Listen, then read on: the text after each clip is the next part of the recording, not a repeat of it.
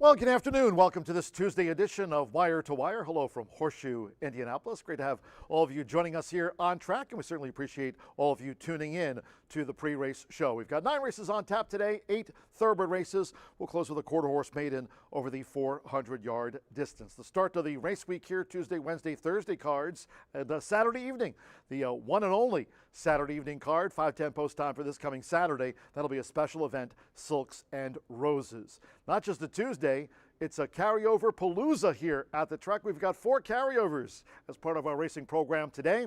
The $1 early pick 4, that starts on race 2, and the 50-cent late fire 5. Those 2 carryovers, both over $12,000. So there's that note. A lot to handicap for here today. And the 11.99% takeout on the 50-cent late fire 5. Again, those 2 carryovers over $12,000, both of those. The $1 Indiana Thoroughbred Owners and Breeders Association presented late pick 4, that carryover, just a touch, $18 over $7 grand. And there's one more carryover on the card. That's the 10-cent grand high 5 pentafecta on the 6th race, and that's over $1,000. So a carryover palooza, main track fast, turf course firm, turf rail set this week at 48 feet. For the official race day forecast for our program to start the week, let's check in with the Weather Authority, Fox 59's Krista McEnany for a look at the weather on the pre-race show. Krista, take it away. Good afternoon. It's going to be a very warm and humid day out at the track today, and we will see some spotty to very widely scattered showers and storms rolling through, especially as we get into the early and late evening hours. Some of those could hit you out of the track, so just be prepared that you could end up under a couple of showers. We'll see high temperatures today into the mid-80s. Enjoy the race.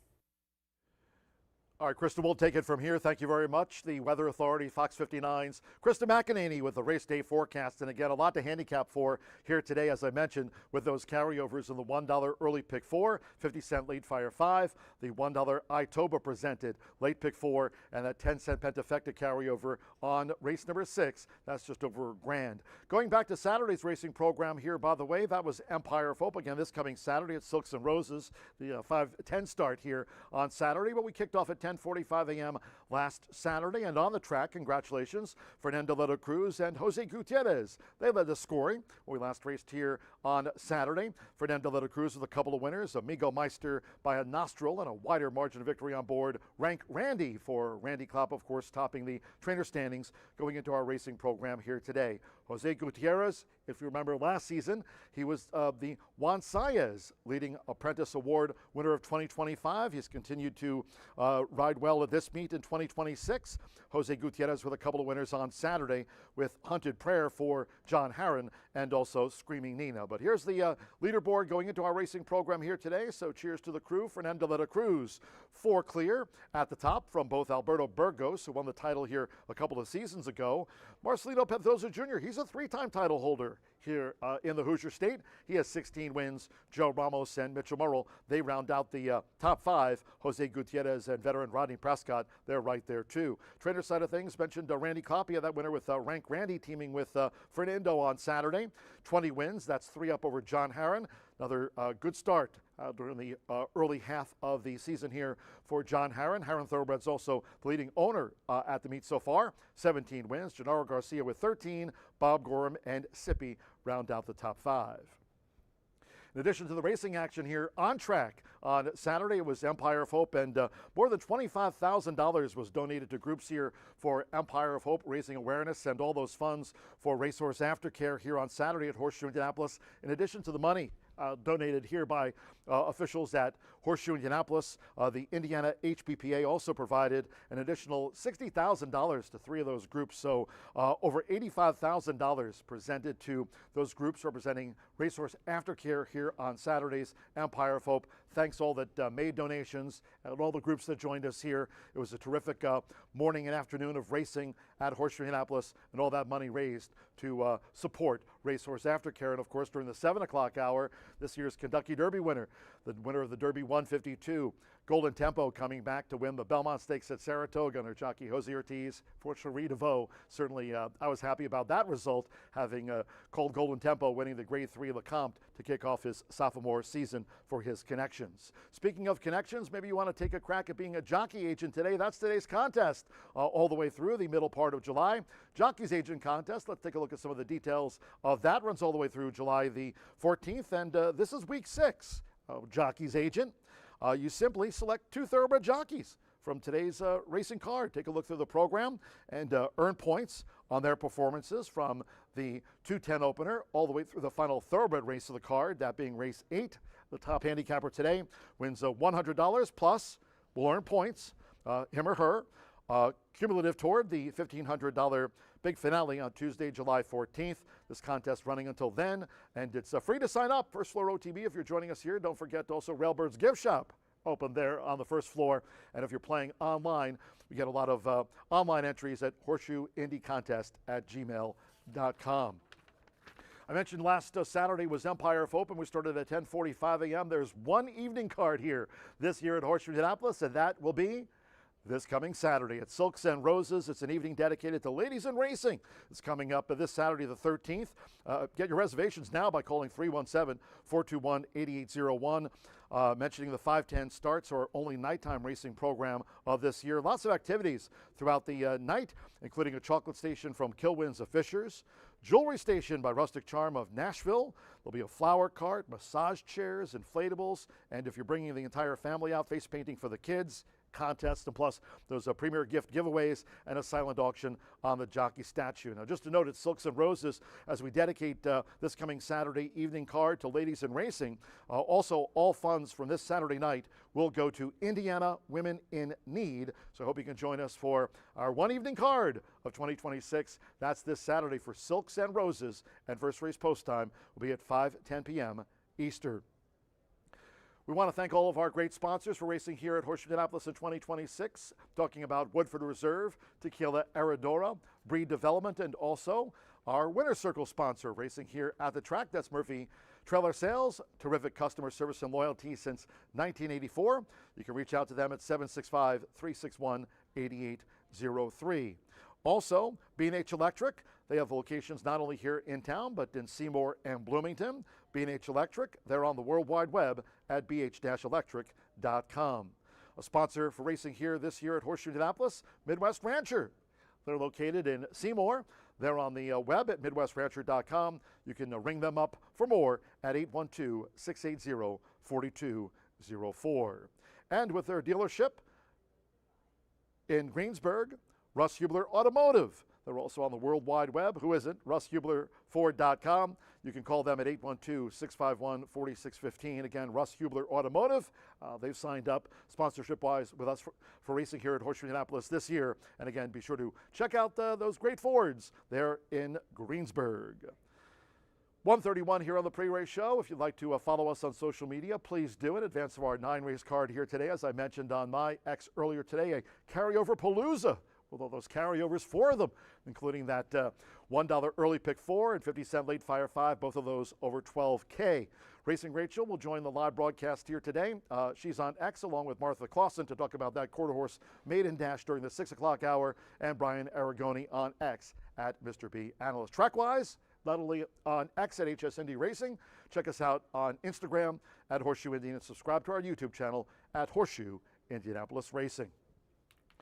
38 minutes away from the first of the day, a 9-race card here, 8 thoroughbred, and I mentioned 6:15 post time for that quarter horse maiden dash to wrap up the card over the 400 yards. We had Krista McEnany join us with a look at the weather, so we'll be keeping our eyes to the skies, especially with those 4 carryovers to handicap here today on the card. Once again, just to recap, the $1 early pick 4, that starts on the second race. That carryover is over $12,000 along with the 50-cent late fire 5. They're both over 12K. We also have that $1 late pick 4 presented by Itoba. That's just over $7,000. The 10-cent grand high 5. That's the pentafecta wager. select the top 5, and that carryover is over $1,000. So a carryover palooza Tuesday for all of you horse players to take note of. Main track fast, the turf course is firm. This week the turf rail set at 48 feet. Quick time out here on Tuesday's edition of Wire to Wire when the pre-race show returns. Brian Aragoni, it's the B block. Back with that right after this.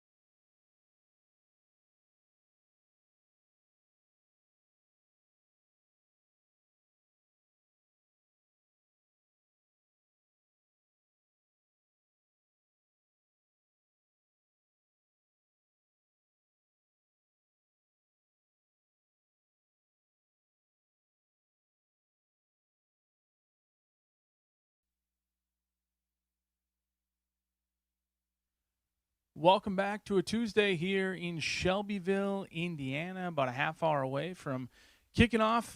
Excellent opportunity because we've got nearly takeout-free opportunities today with 15% takeout in the pick 4, and those carryovers. It really eliminates a lot of the takeout. EV plus, as some would say, and then 11.99% takeout in that pick 5, the lowest takeout of the entire country, at least for today, at 11.99%, is going to be aided by a late fire 5 carryover. So pick 4 carryovers in both.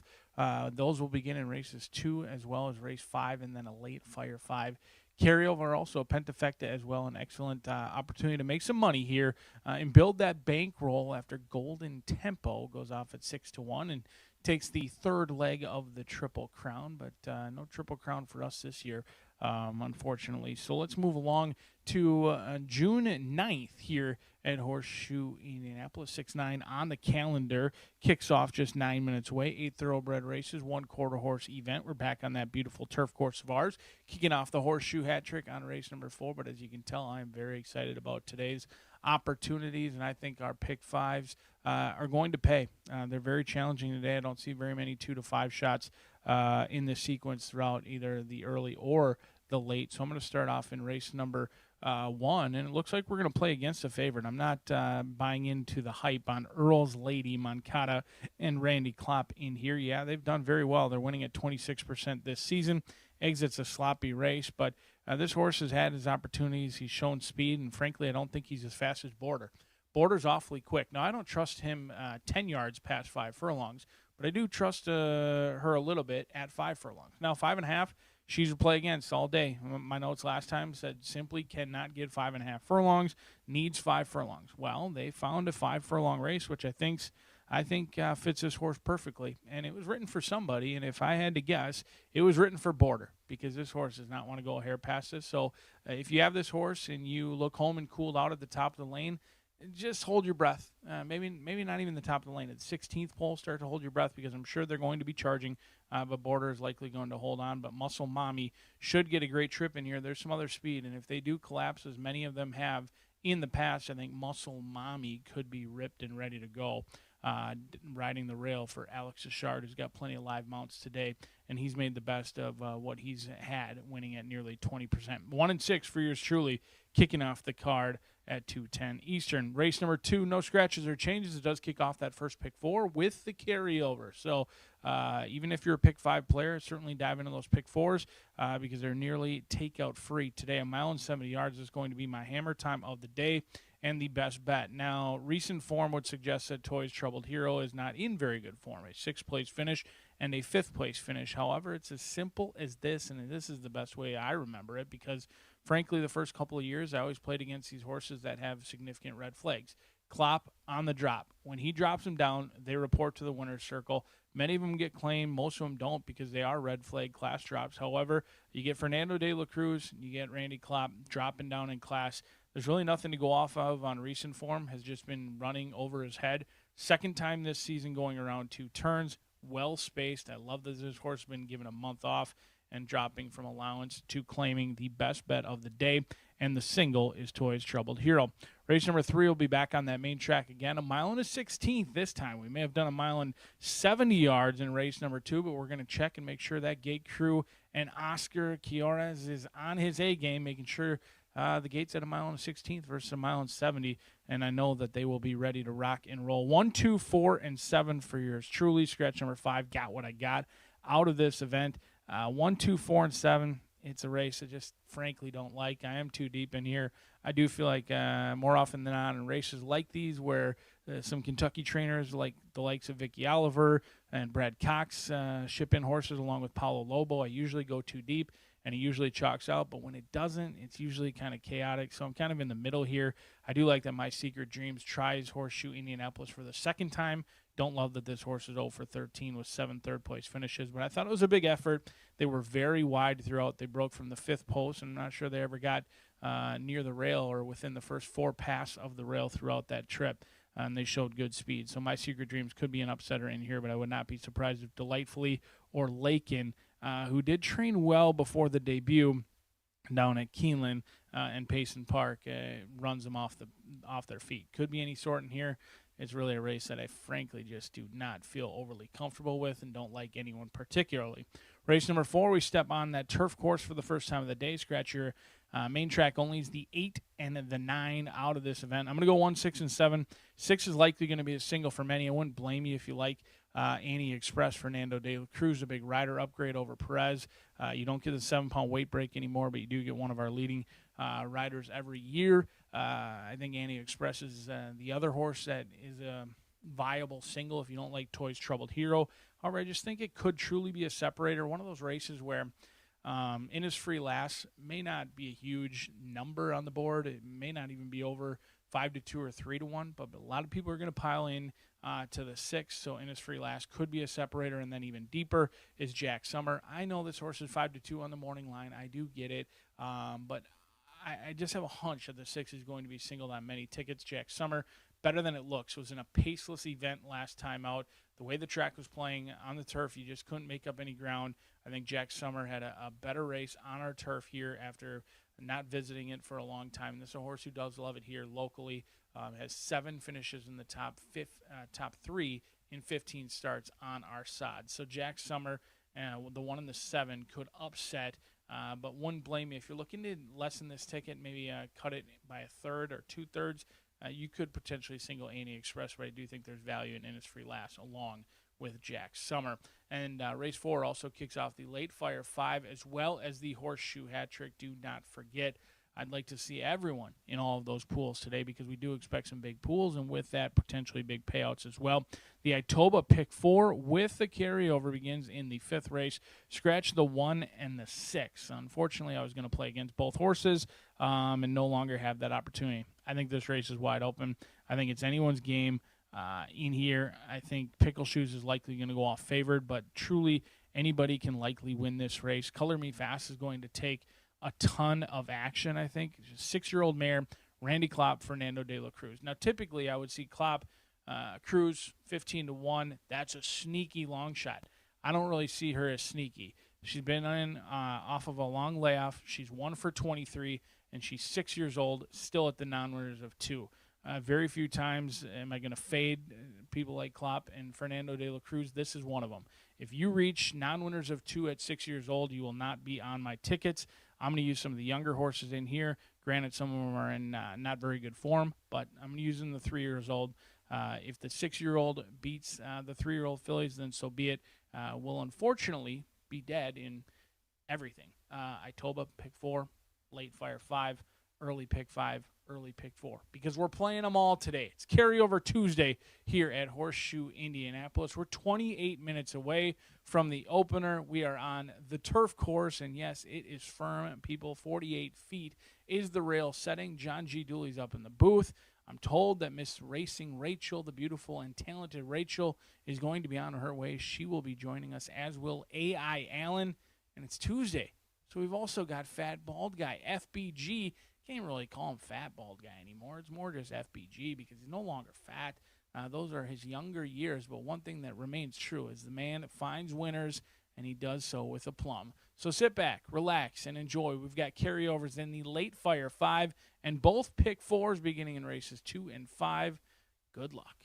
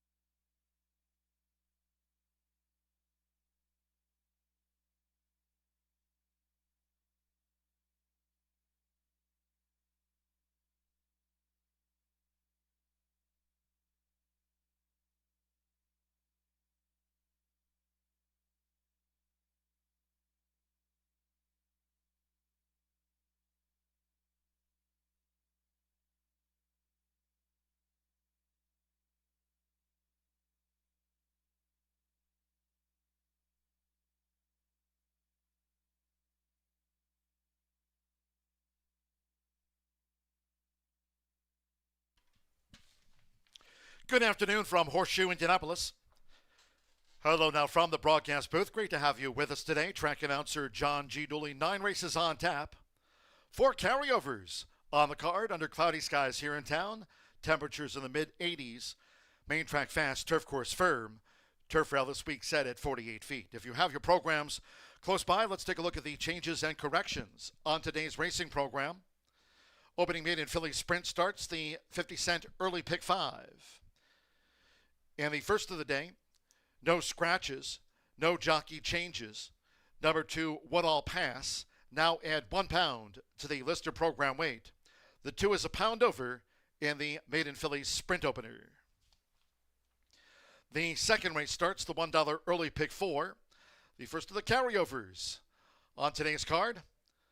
The early pick 4 carryover, $12,555. Carried over from Saturday's Empire of Hope Day card. $12,055. $1 early pick 4 starts here.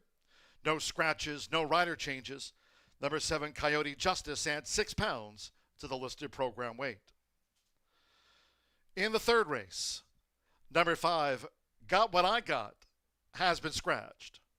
Scratch number 5, Got What I Got, from race 3.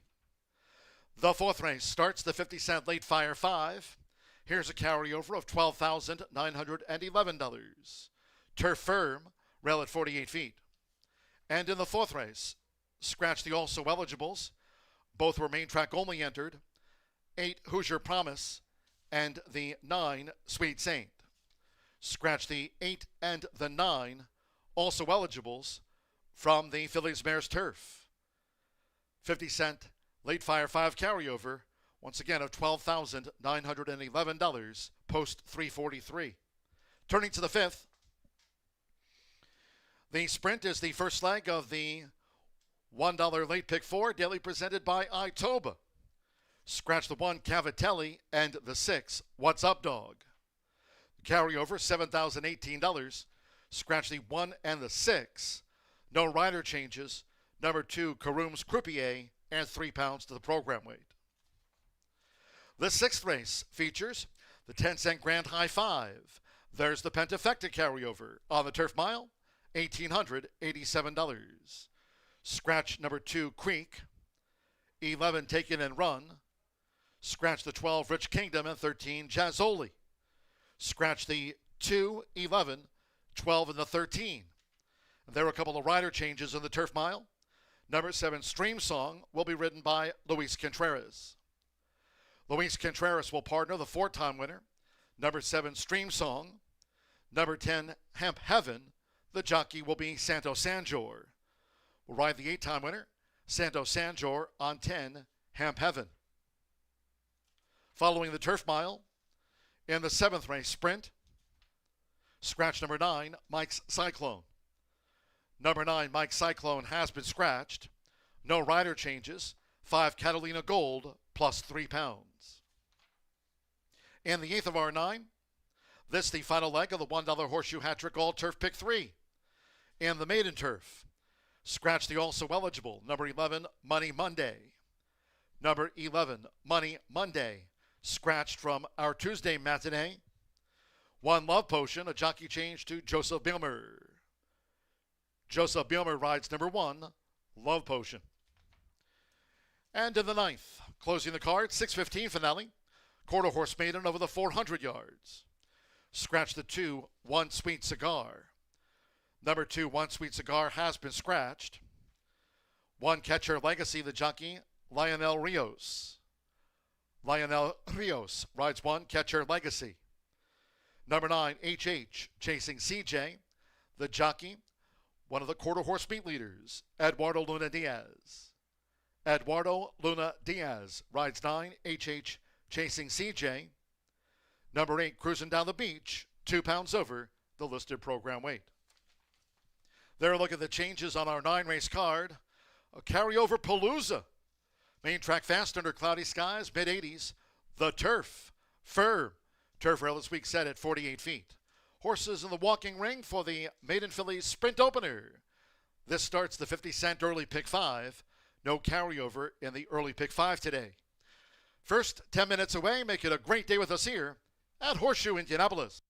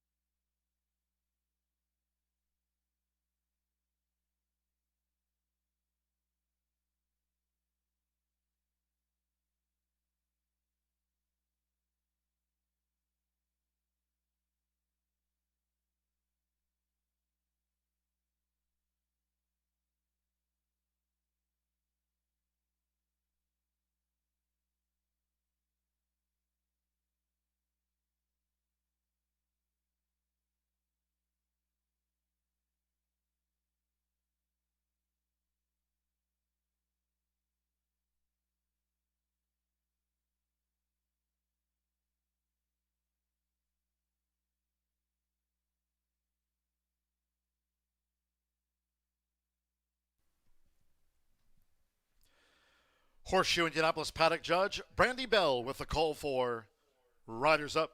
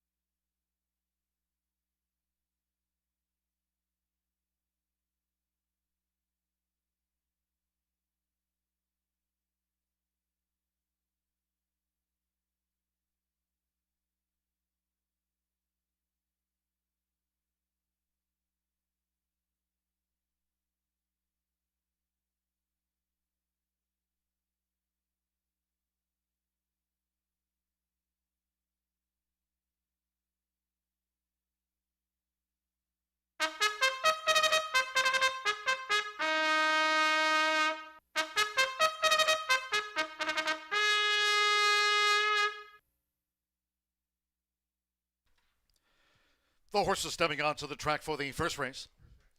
Maiden filly sprint here over the 6 furlongs, a field of 7. No scratches, no rider changes. Number 2, Woodall Pass, add 1 pound to the listed program weight. Race 1 features Exacta, Trifecta, Superfecta. The start of our rolling doubles, 50-cent pick 3s. No carryover, and the 50-cent early pick 5 starts with this maiden filly sprint. Cloudy skies, main track fast, turf course firm. Turf rail set at 48 feet. 2 minutes to post time. Just 2 minutes.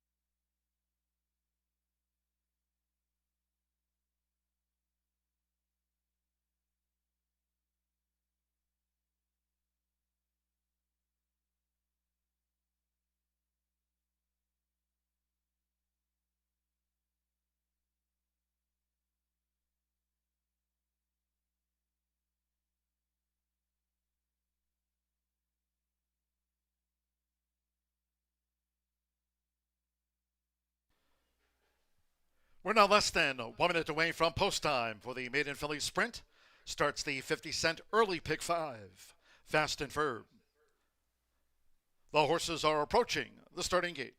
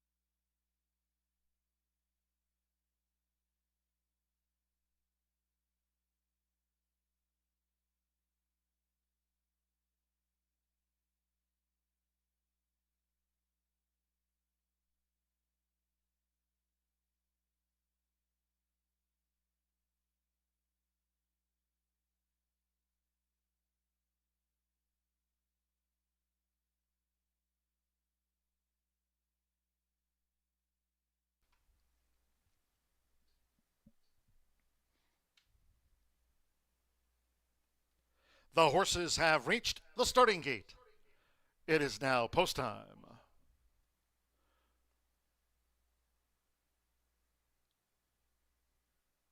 Loading for the first.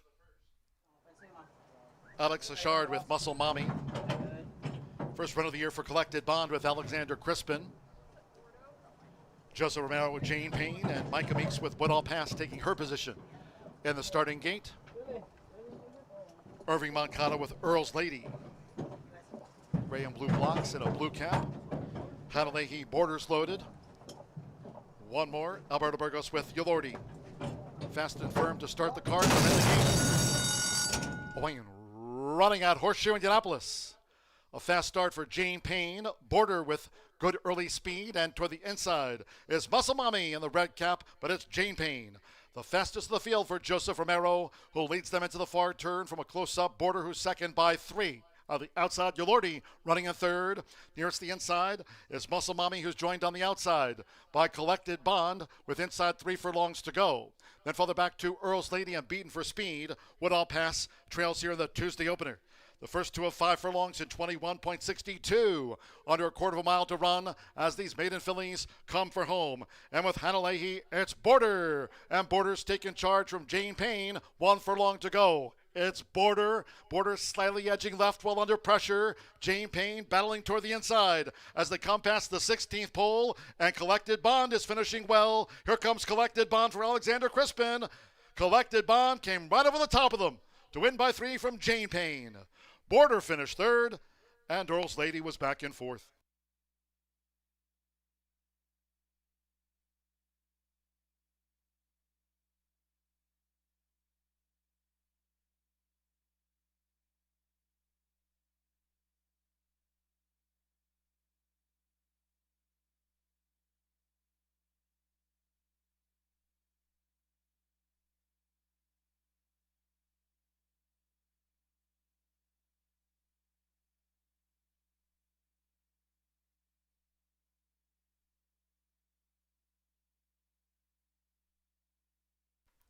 "59 seconds flat for the maiden filly sprint. 59 flat.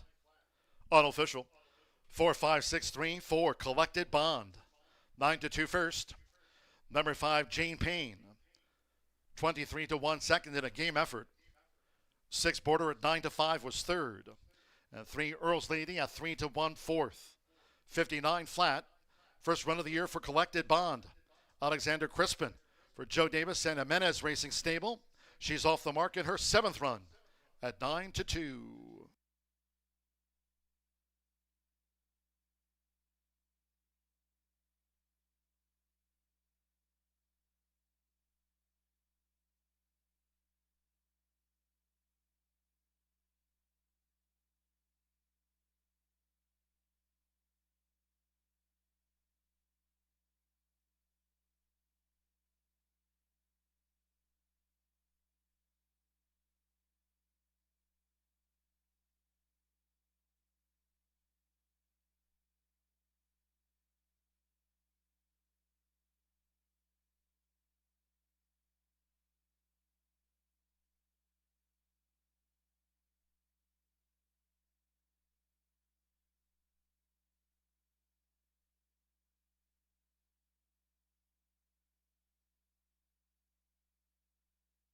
Race 1 official.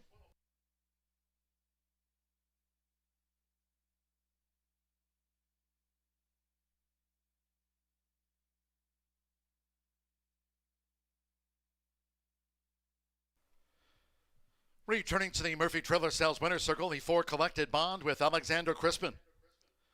Collected Bond is a 4-year-old chestnut filly by Collected, the Archmare Point Class. Joe Davis trains for Jimenez Racing Stable LLC of Normando Jimenez. Horseshoe Indianapolis congratulates the winning connections of Collected Bond. Takes out the maiden filly sprint official.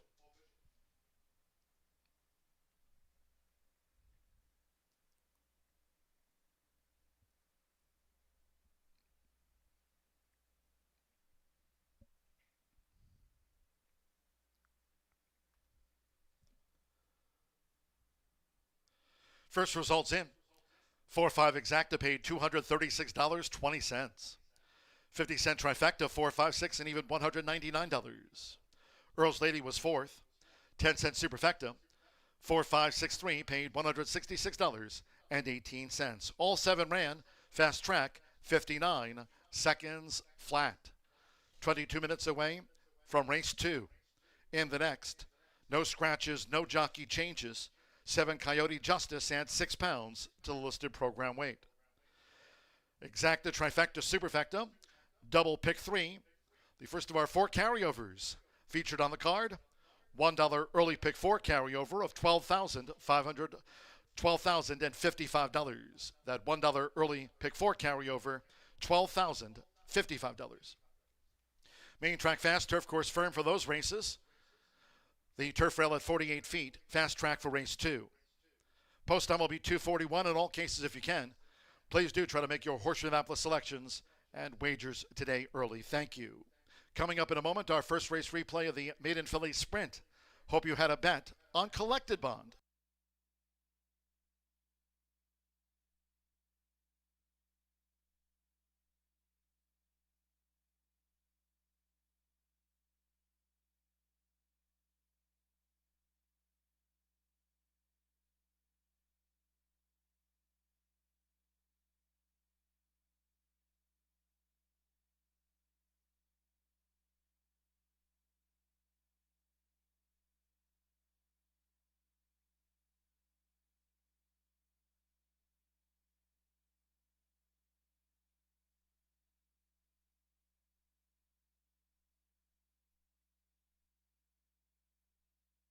At Horseshoe Indianapolis. A fast start for Jane Payne. Border with good early speed, and toward the inside is Muscle Mommy in the red cap, but it's Jane Payne. The fastest of the field for Joseph Romero, who leads them into the far turn from a close-up. Border, who's second by 3. The outside, Yolordi running in third. Nearest the inside is Muscle Mommy, who's joined on the outside by Collected Bond with inside 3 furlongs to go. Then further back to Earl's Lady and Beaten for Speed. Woodall Pass trails here in the Tuesday opener. The first 2 of 5 furlongs in 21.62. Under a quarter of a mile to run as these maiden fillies come for home. And with Hannah Leahy, it's Border. And Border's taking charge from Jane Payne. 1 furlong to go. It's Border. Border slightly edging left while under pressure. Jane Payne battling toward the inside as they come past the 16th pole. And Collected Bond is finishing well. Here comes Collected Bond for Alexander Crispin. Collected Bond came right over the top of them to win by 3 from Jane Payne. Border finished third, and Earl's Lady was back in fast and firm to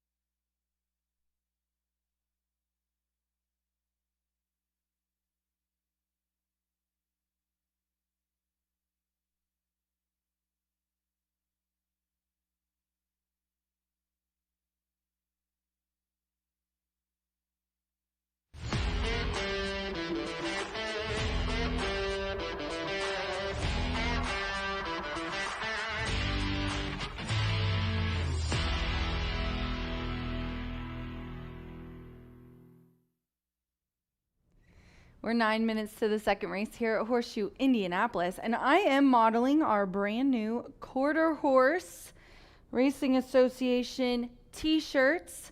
I'm very excited to have these. Be sure to come to our event days, especially our Quarter Horse Racing event days. We have a bunch left, and you could get one of these there. I'm going to go see what else Tammy has for me to model. We're going to go in this second race in a 3-year-old claiming for 15. They're going to go 1.70 miles on the dirt. The 2 is my top selection, Toys Troubled Hero. It's the 4 to 5 favorite right now, guys. Not much that I can do about that. Gets the leading jockey Fernando de la Cruz, who is coming off of a riding double, I'll remind you, on the Thursday card. He won leading jockey last year as well.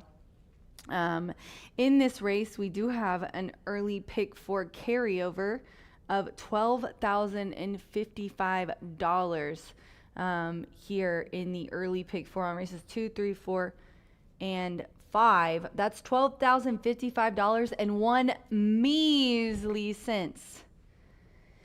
So, I didn't put one of these tickets together. I favor the Itoba pick 4 because they're one of my favorite sponsors, and they're, obviously to promote horse racing and owning. But let's get back to the horse. This one's one I would definitely put on your ticket. Put up the fastest recent speed figure. That's key. Recent of 73. Third off the layoff is always a key start, obviously. Now, we know that Klopp's high percentage overall, but when you break down this specific kind of race, he's 20% in claiming ranks and 49% in the money when his horses are not running in allowance races. And this horse broke its maiden at a maiden claiming for 20 and has been trying in allowances. So even money, let's not belabor that one. Let's go on to the 3, who's a little bit more interesting at 6 to 1. Alex Ashard, another one I think that you should put on your tickets. Tony Granitz is the trainer of this 4-year-old gelding. He's got some nice early speed in here. Also, Tony is 20% when blinkers are off. And then the 1 is who I'm going to round it out with for my trifecta, Mats Nix. This one, Amir Mendoza is aboard here for Tony Granitz, so we've got 2. I haven't decided. It used to happen a lot that Tony Grant's favorite, if a horse was maybe the favorite or was getting more action than another one, it's kind of fallen off like that. It's more, I don't know if I'm not noticing, but I always talk about the other Brad Cox trainee. That totally happens. But it hasn't been happening as much with Tony, owner and trainer, so I always take note of that. I almost gave him the edge for that one. It says the rail's at 32%. But Jimmy Mack watches every single race. I go back and watch replays, and Jimmy Mack says he doesn't agree with that. I tend to go with what Jimmy says. But this one's going back to a route. We'll see how the rail progresses here after all the rain we had. But we're fast, we're firm, we're at 48 feet. We've got turf racing coming up next. But in his second race, with the early pick 4 carryover, big one, not a huge one, but a good one. I'm going to go 2, 3, 1. So get your tickets in. It's $12,055 and 1 cent. Good luck.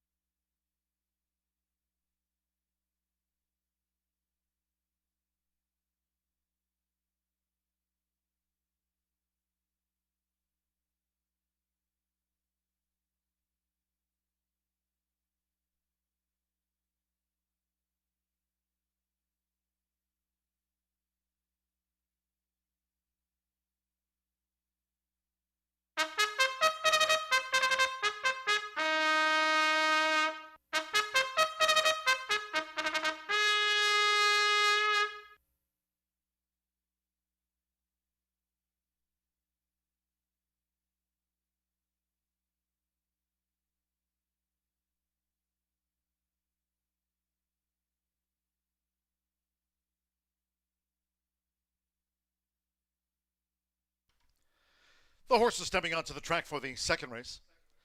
This race will be run at 1 mile and 70 yards, a field of 7. Number 7, Coyote Justice, adds 6 pounds to the listed program weight. Race 2 with Exacta Trifecta Superfecta, double pick 3, the first of 4 carryovers featured on the card. The $1 early pick 4 carryover stands at $12,055. Main track fast, turf course firm, turf rail at 48 feet. 3 minutes to post time. 3 minutes.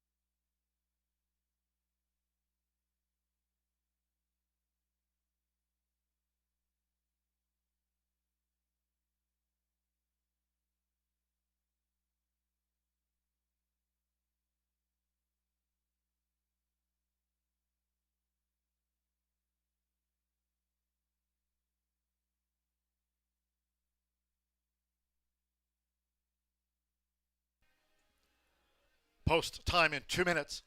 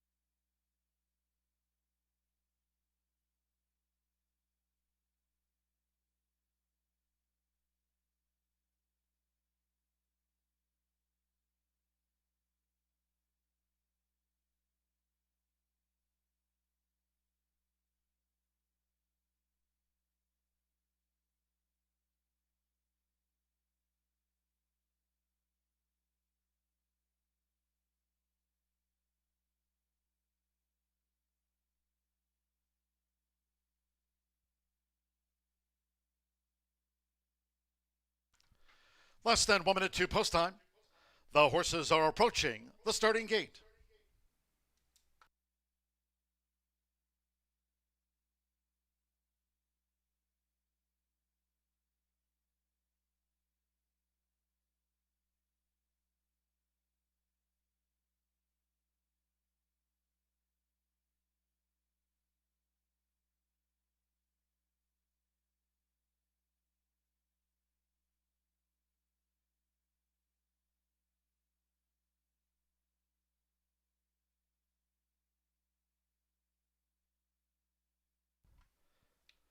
The horses have reached the starting gate. It is now post time. Loading in front of starter Oscar Quiros. Amir Mendoza with Mox Neeks. Jose Gutierrez instinctually coming up. Now Fernando de la Cruz with Toy's Troubled Hero. Loads at 4-5. Mitchell Murrow with Concho's Prayer.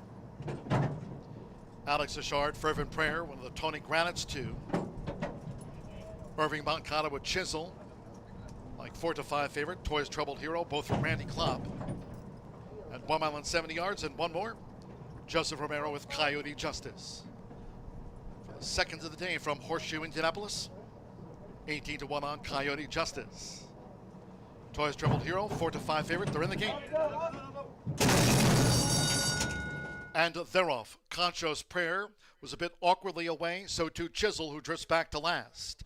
Toy's Troubled Hero, sharply away for Fernando de la Cruz, joined toward the inside by Mox Nix, and Fervent Prayer is in a green cap. On the outside, instinctually, and Concho's Prayer comes up the rail. On the outside, Coyote Justice running second to last, and Chisel trails at the 6.5, and these Indiana breds being led by, at the inside, Mox Nix, who's just in front for Amir Mendoza, making this backstretch run.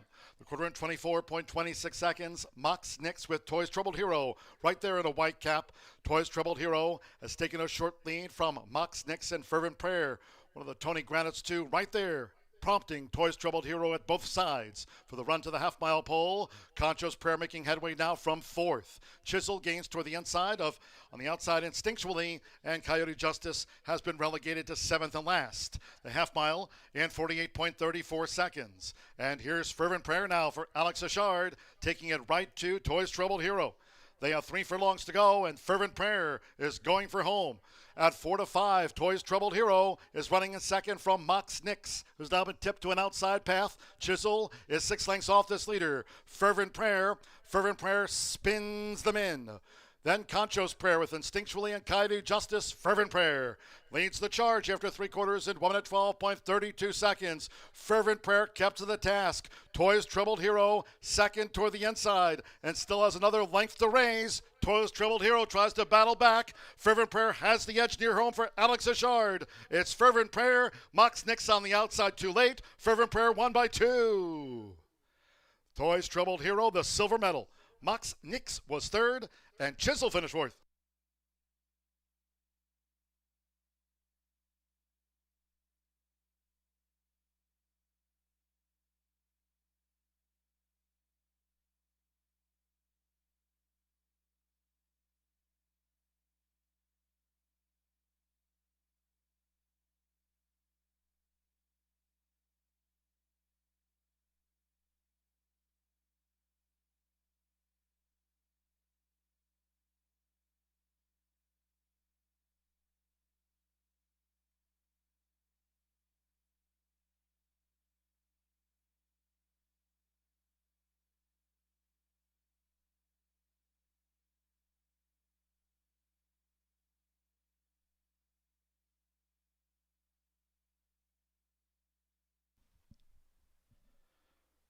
Unofficial after race 2. 3-2-1-6 the order. Number 3, Fervent Prayer. 9-2 first, 2 Toy's Troubled Hero. At 4-5, going down to defeat. Number 1, Mox Nix. 8-1 third, and the 6, Chisel. 4-1 fourth. Hold all tickets until official. Alex Achard on the Tuesday score sheet. For Tony Granites here, son of Take Charge Indy. Fervent Prayer was 9-2 at the off.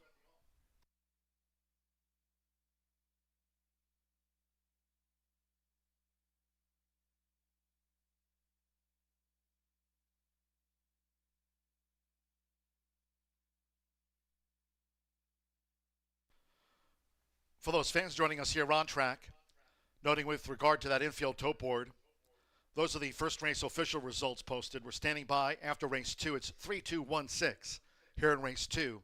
Once again, if you're on track, the results to the right on the infield board reflect the results after race 1. It's 3-2-1-6 after our seconds of the day. 3-2-1-6.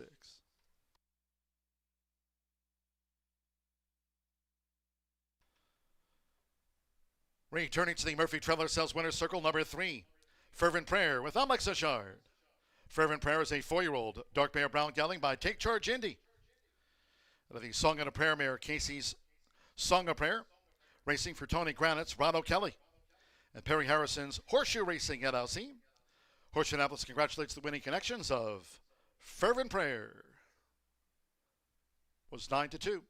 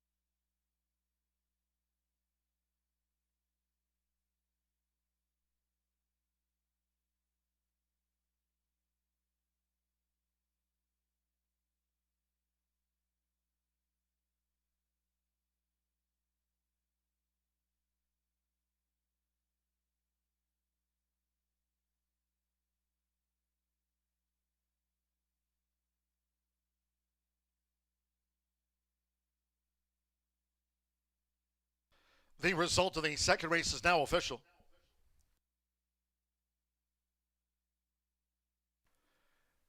And those prices are now posted. 3-2 exacta paid $24.60. 50-cent trifecta, 3-2-1. $24.30. 4 and 3 early double paid $99.20. Chisel was fourth. The 10-cent superfecta, 3-2-1-6 paid out $10.33. In race 2, favorite, second. All 7 ran, 142.66. 20 minutes away from the third and the maiden. Scratch number 5, Got What I Got. Number 5, Got What I Got, has been scratched. Exacta, trifecta, superfecta, double, pick 3. Post time will be at 3:12.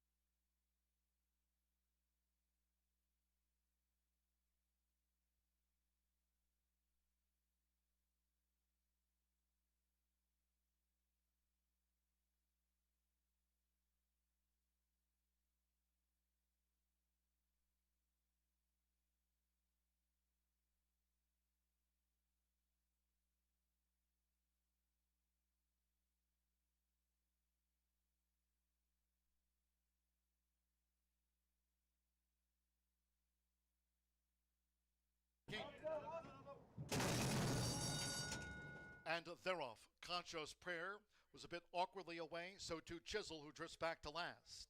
Toy's Troubled Hero, sharply away for Fernando de la Cruz, joined toward the inside by Mox Nix, and Fervent Prayer is in a green cap. On the outside, instinctually, and Concho's Prayer comes up the rail. On the outside, Coyote Justice running second to last, and Chisel trails at the 6.5. And these Indiana breds being led by, at the inside, Mox Nix, who's just in front for Amir Mendoza, making this backstretch run. The quarter in 24.26 seconds. Mox Nix with Toy's Troubled Hero right there in a white cap.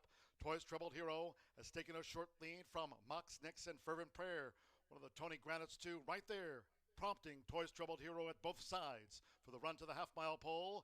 Concho's Prayer making headway now from fourth.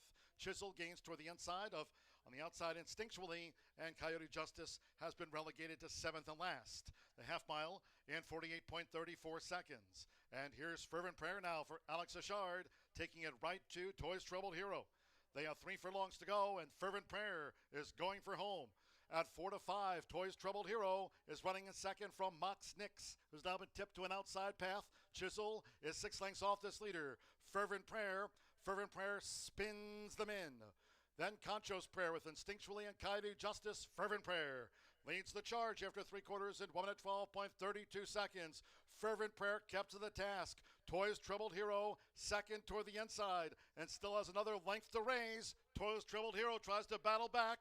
Fervent Prayer has the edge near home for Alex Achard. It's Fervent Prayer. Mox Nix on the outside too late. Fervent Prayer won by 2. Toys Troubled Hero, the silver medal. Mox Nix was third, and Chisel finished fourth.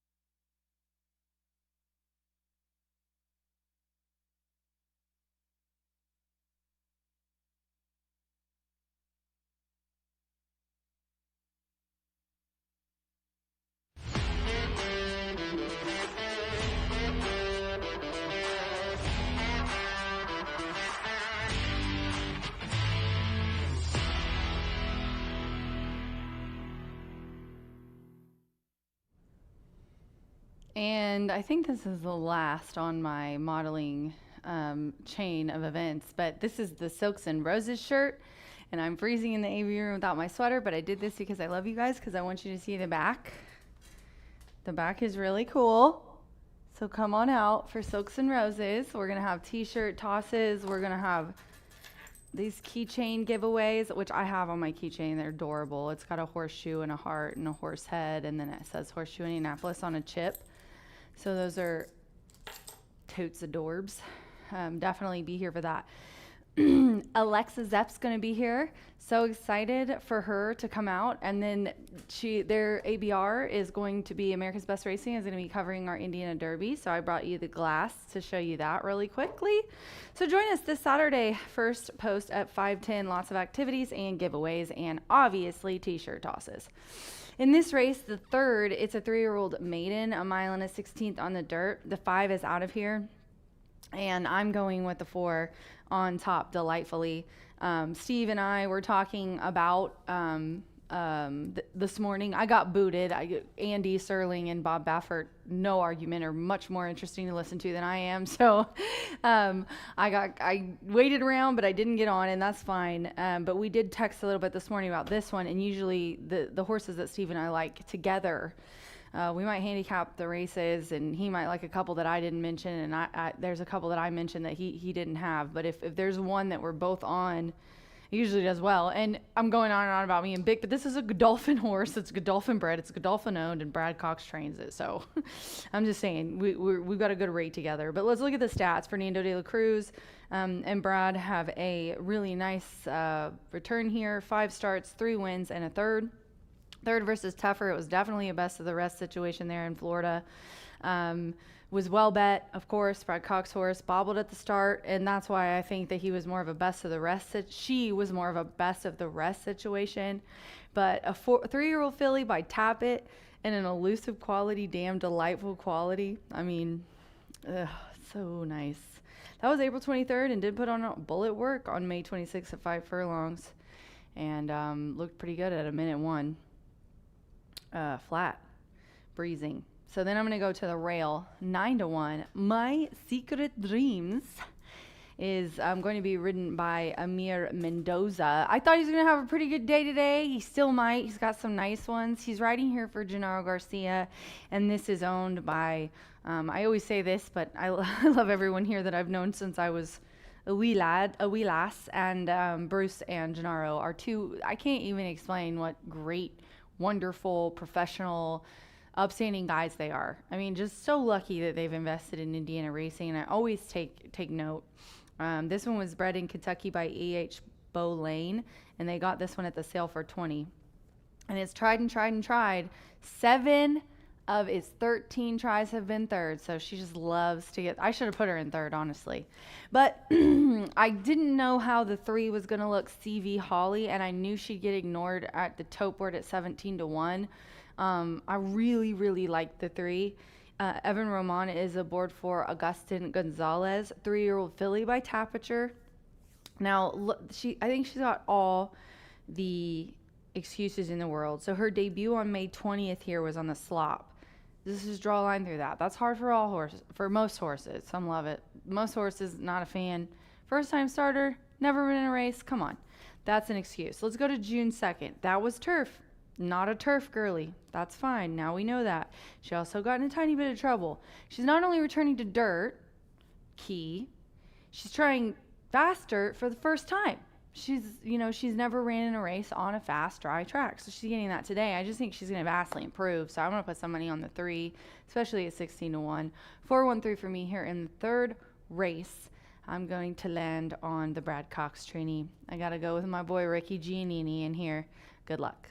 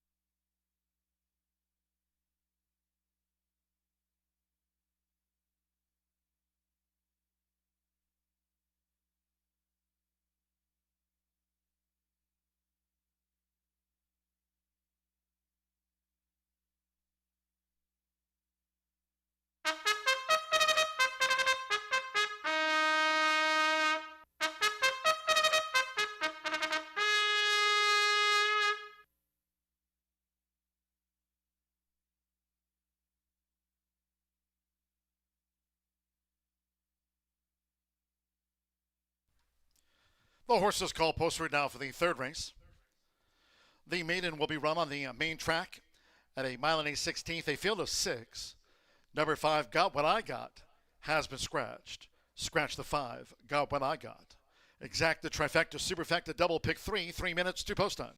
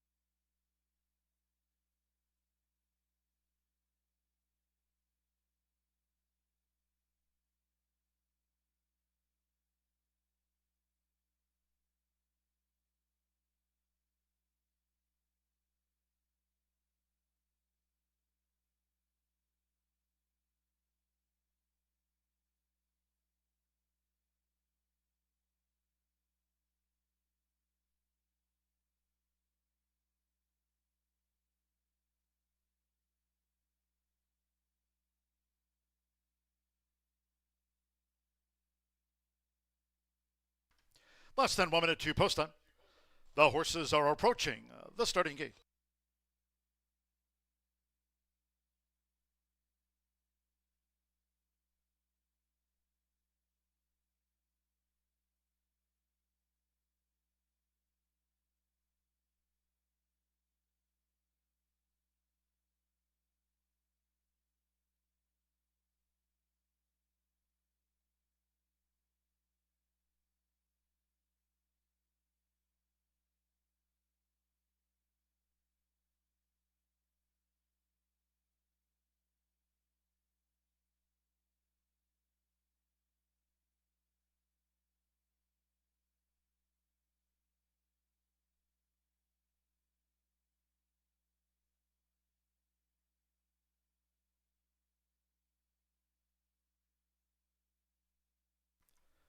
The horses have reached the starting gate. It is now post time. Amir Mendoza with My Secret Dreams. Fernando de la Cruz with Delightfully. 6-5 favorite Delightfully joined My Secret Dreams. Alberto Burgos with Reaching for the Moon. Joseph Milmer, Rhapsody in Blue. Evan Roman, CV Holly.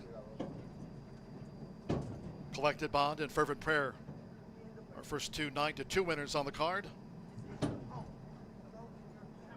Here over the mile and 16th, and one more. Mario Gutierrez with Lakin, the daughter of Good Magic. They're in the gate. They're off. CV Holly, My Secret Dreams, and here's Lakin with an early bid. The gray is Reaching for the Moon, Delightfully, and after breaking just a beat slow, Rhapsody in Blue has dropped back to last as they enter the first turn. It's CV Holly. CV Holly, the overall leader for Evan Roman with 7 furlongs to run. Lakin now takes up the pursuit as these leaders go to the back of the track. Reaching for the Moon is running in third. Fernando de la Cruz and Delightfully in the Royal Blue, who's just in advance of My Secret Dreams second to last and trying to take closer order. Rhapsody in Blue still trails the maiden filly Sextet, making this backstretch run. 24.19 lead seconds at CV Holly. CV Holly dictates terms by 3/4 length. Mario Gutierrez has Lakin right there close in tow, and Reaching for the Moon is a ground-saving third for Alberto Burgos. Now as they go past the half-mile pole, Delightfully is next in fourth, while 4 clear from Rhapsody in Blue and 5 more lengths astern. My Secret Dreams remains last. Half-mile clocked in a flat 48. Here's Lakin. So Lakin has taken the lead 3 furlongs out as Delightfully now gears up. And following Delightfully, Reaching for the Moon. After showing speed, CV Holly has dropped back sharply. Rhapsody in Blue is now fourth. My Secret Dreams just picked up, tailed off CV Holly. 3/4, 1 minute 12.03 seconds as they turn for home. And here comes Delightfully charging after Lakin. 1 furlong to go. It's Lakin. Lakin continues to lead toward the inside, Reaching for the Moon. Delightfully made a bid, but now is lugging in. And then Rhapsody in Blue fourth, well clear with Mario Gutierrez, the daughter of Good Magic. Lakin has scored the winning run by 6 from Reaching for the Moon. Delightfully third, and Rhapsody in Blue finished fourth.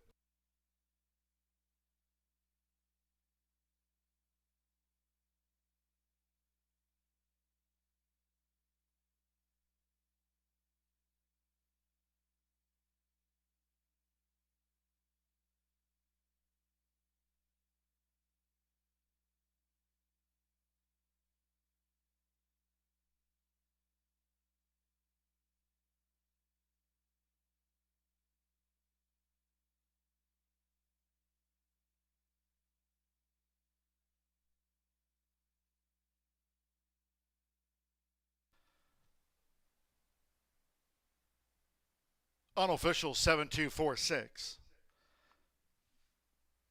There's a steward's inquiry into the maiden fillies. It does not concentrate on the winner. Unofficial 7246. 7 Lakin at 9-5 was first. 2 Reaching for the Moon. 5-2 second for Delightfully. 7-5 third, and 6 Rhapsody in Blue. 18-1 fourth, well clear. Again, the steward's conducting an inquiry, not concentrating on the unofficial winner, the 7 Lakin. And again, if you're joining us here on track, note with regard to that infield tote board, the results shown to the right of the tote board reflect the official after race 2. We're unofficial here after the maiden, 7-2-4-6, race 3. unofficial.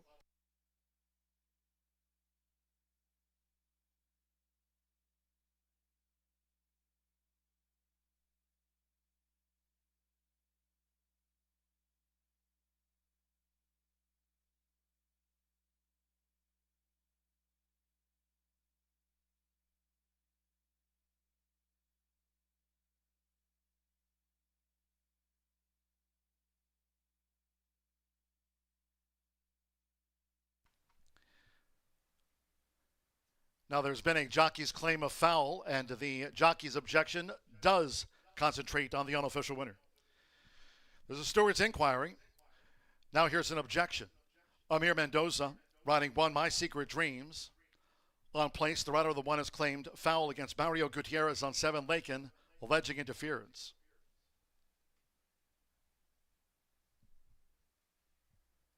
Hold all tickets.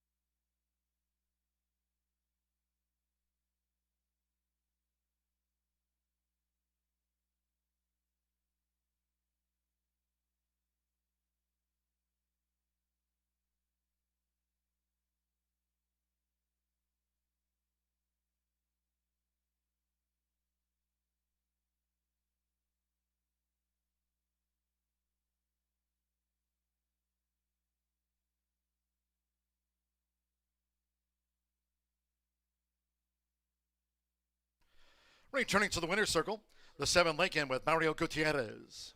Lakin is a 3-year-old dark bear brown filly by Good Magic and a pure poison by Honor Code. Victoria Oliver trains for Terry Green's Jackpot Farm. The winner was bred in Kentucky by Jackpot Farm. It's unofficial. In the Murphy Trailer Sales winner's circle, number 7, Lakin. She'll get off the mark in her 4th run.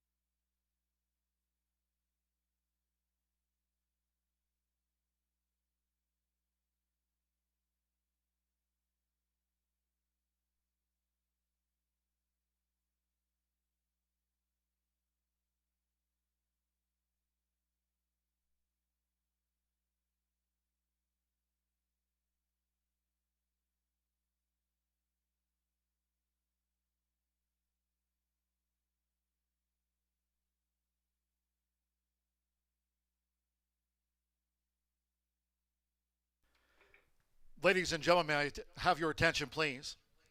After a steward's inquiry, the claim of foul lodged by the rider of the one against Mario Gutierrez on 7 Lakin has been disallowed. However, while that jockey's objection has been disallowed after the steward's inquiry, the stewards have disqualified number 2, Reaching for the Moon, from second and will be placed last for causing interference on the first turn with the one My Secret Dreams.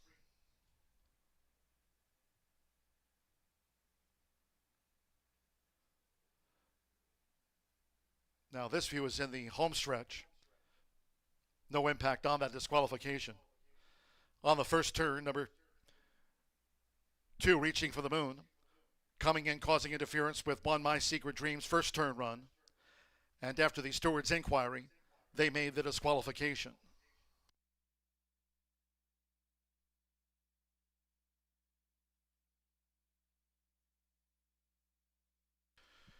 With the disqualification, number 4, Delightfully, has been placed second. 6, Rhapsody in Blue, has been placed third. And the one, My Secret Dreams, has been placed fourth.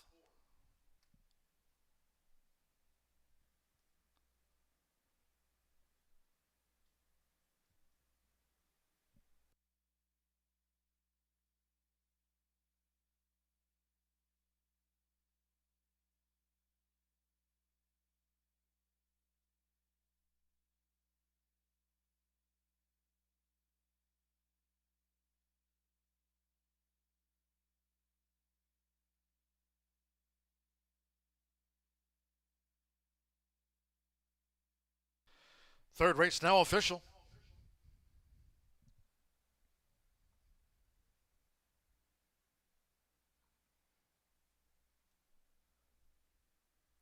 $7-4 Exacta paid $15.80. The 50-cent trifecta, Delightfully, was placed second. 6, Rhapsody in Blue, placed third. $20.25. 3-7 double paid $52.60. Lakin capped off our first pick 3 of the day. 4 with the 3 with the 7 Lakin, $64.05.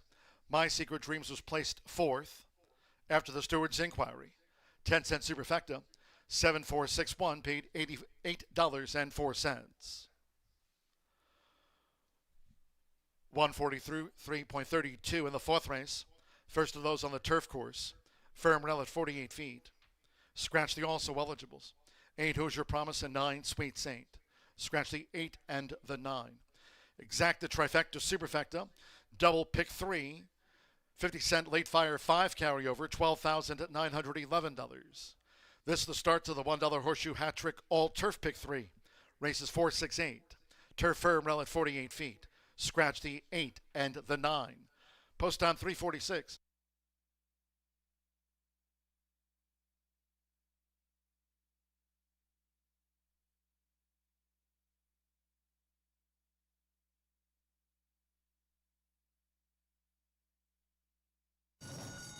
They're off.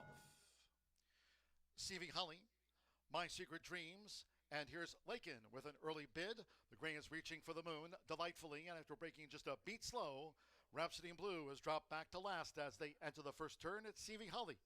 CV Holly, the overall leader for Evan Roman with 7 furlongs to run. Lakin now takes up the pursuit as these leaders go to the back of the track. Reaching for the Moon is running in third. Fernando Letta Cruz and Delightfully in the Royal Blue, who's just in advance of My Secret Dreams second to last and trying to take closer order. Rhapsody in Blue still trails the maiden filly Sextet, making this backstretch run. 24.19 lead seconds at CV Holly. CV Holly dictates terms by 3/4 length.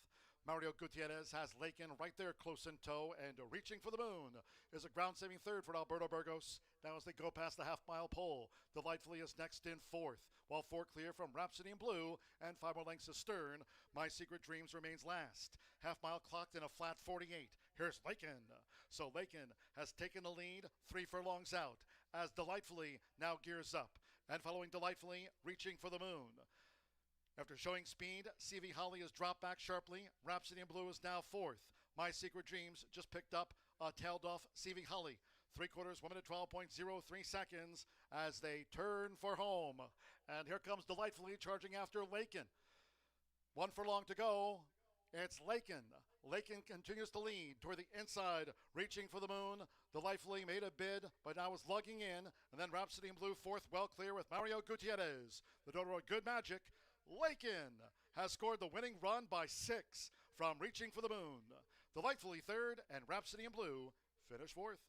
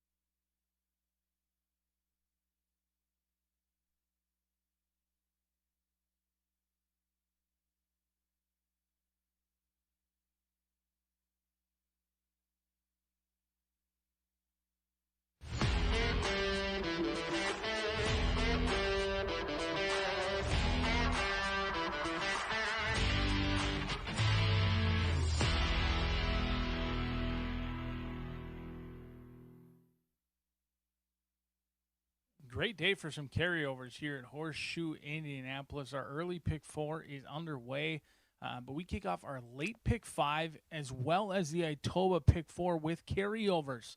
So start your handicap, and I would strongly encourage you to dive into the $1 Horseshoe Hat Trick, which is an excellent opportunity each and every day. All 3 turf races today, it'll be 4, 6, and 8. We've got the late fire 5 with a carryover. Basically eliminates the takeout altogether, especially when you got 11.99% takeout, the lowest in the country today. And then you also couple that with money already in the pool. It's virtually takeout free today at Horseshoe Indianapolis, and that'll be the case as well for the Itoba pick 4 with a carryover as well. And then we've got a pentafecta coming up a little later on. But let's take a look at this field in here on the screen. The uniquely colored gray filly by Unbridled Express named Annie Express, a 3-time winner, making start number 15 today. The mare, she was 0 for 2, and she was only turf, and frankly, she ran over at Santa Anita and Del Mar, and all the siblings have been on the turf, so yes, you would expect that Annie Express loves the turf, and she does. She's 3 for 5 on the turf. She could have easily been 4 out of 5 if it wasn't for just a tough defeat behind Cam's Rock and Gold in what was a wide open betting event. She went off favored at 7-2 in an 8-horse field. People weren't really sure who to land on. Jazz Recchi had Annie Express good to go off of the lengthy layoff. It was her first race since January 1st. She's well spaced, been given about just over 3 weeks, and she should be very tough in here. I think she's going to be a single on many people's tickets. 3-5 right now is strictly the horse to beat. I don't think she's really a hanging type. She did hang around last time, but in the past she's opened up at will and really gone through her conditions rather quickly. I expect Annie Express to upgrade with Fernando de la Cruz in the saddle today, and I think Annie Express is strictly the horse to beat. But a couple of value players underneath could be Jack Summer. For Bob Sturgeon, this 7-year-old mare has 1 win already in 2026. It did come this winter at Turfway Park in a claiming event, going a mile and a 16th, a winner on the synthetic, a winner on the turf. Hasn't won on the dirt, but that's okay. We're only on the turf today. Joseph Bielmer going to be calling the shots in here for Jack Summer. Exits a race that I think was just better than it looks. It was Cam's Rock and Gold and Annie Express. Yes, I do know that Jack Summer was really not super competitive at the wire that day. However, they were a victim of pace. It was a paceless race. I don't know if a whole lot is going to change today. Maybe someone wants to go to the lead, or it's not that long ago that Jack Summer was a front runner in route races here at Horseshoe Indianapolis. So while they were a victim of a paceless race last time, they may go right to the lead and never look back today. Now, it wouldn't really typically be what Bielmer likes to do. He usually likes to come and make one run late. However, if the conditions are right, I think Jack Summer could be on the front end. Taking a look at this late fire 5 with the carryover, we're going to use the top 3 selections in here. Our single is going to come with a Hawthorne Invader. Well, I can't stand those Chicago Bears, as many people can't. I don't mind Storm Back today. For Crystal Racing Enterprises, a 4-year-old gelding by Get Stormy, who loves the turf. 3 tries, 2 seconds, has had some tough racing luck over in Chicago, but they're going to try and get the Indiana money in here with an Indiana bred who's been facing open company and now finds state bred competition. A sneaky single on the back end. It's a $60 play with the carryover. It's takeout free today, basically, here at Horseshoe Indianapolis. Already nearly $50,000 new money in that pool. I'm going to venture to guess I am a gambling man and a degenerate to the day I pass. I believe this pool is going to get upwards of $175,000 when it's all said and done. Start handicapping now because you got a couple of carryovers in the late fire 5 as well as the Itoba pick 4 coming at you next.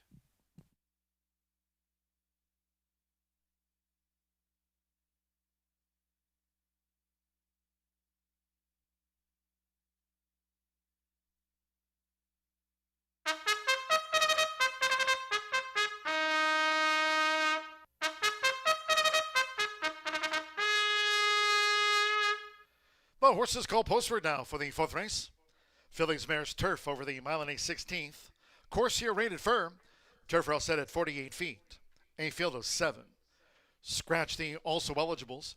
8 Hoosier Promise and 9 Sweet Saint. Both were main track only entered. Course firm, scratch the 8 and the 9, the MTOs. Exacta, trifecta, superfecta. The Phillies Mares Turf starts another rolling double. 50 cent pick 3. The 50 cent late fire 5. Carryover, $12,911. Low 11.99% takeout on the pick 5s here all season long. This is the first leg of the $1 Horseshoe Hat Trick All Turf Pick 3. Races 4, 6, and 8. All Turf Pick 3 featured.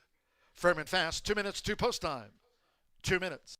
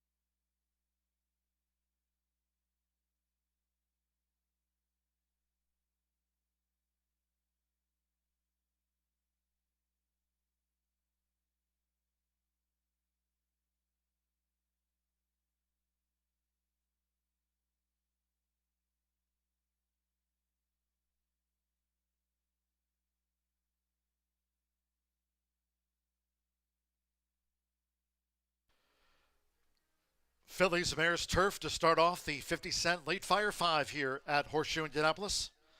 Current new pool over $52,000. The carryover going into the card today in the late fire 5 stood at $12,911. Late fire 5 start, course firm, turf rail at 48 feet, and a fast main track.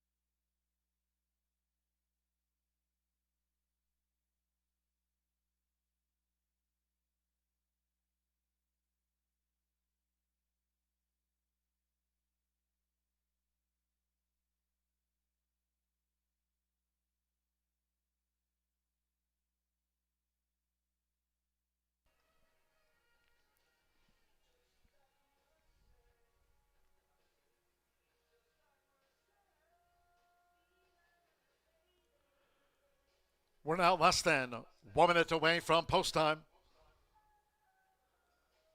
Last call for the 50-cent late fire 5. There's the new pull handle. Have that carry over $12,911. For the first of 3 times here today, now to cross over to the turf course at Horseshoe Indianapolis. Not much more time to make up your mind about those late fire 5 wagers approaching the gate.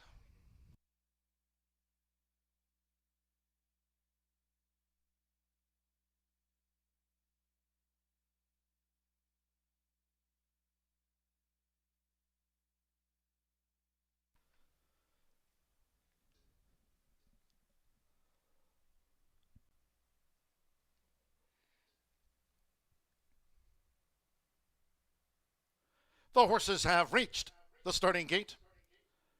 It is now post time. Loading for the Phillies Mares Turf. Joseph Bimmer with Jack Summer. Mitchell Morrill with Sorry Not Sorry has joined Jack Summer.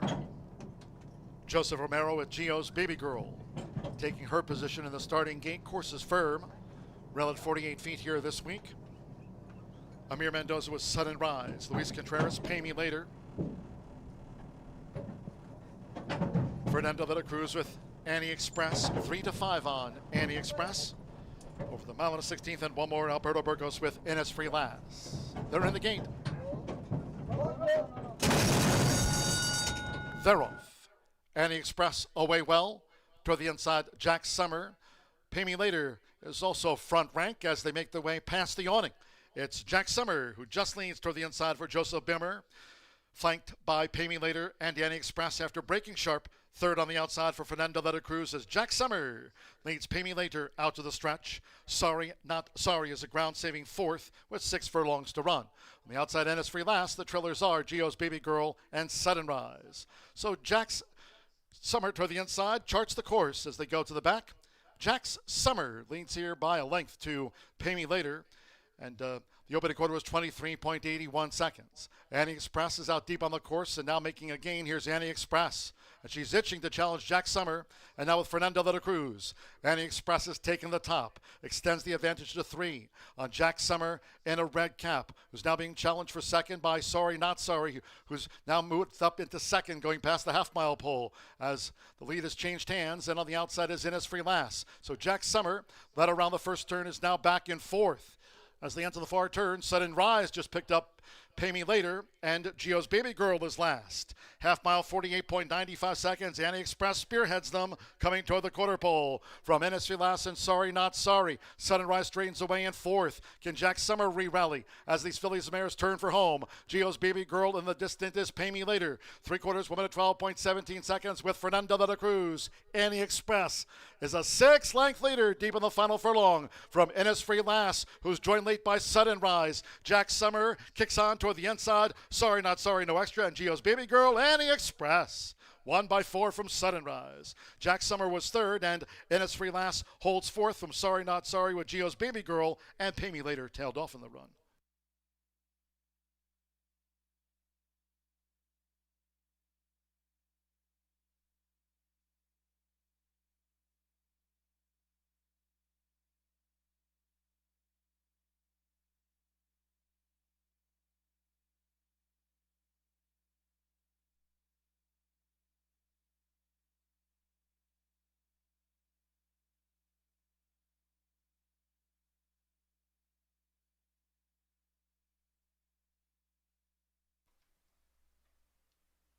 $141.87 out to the Phillies Mares Turf.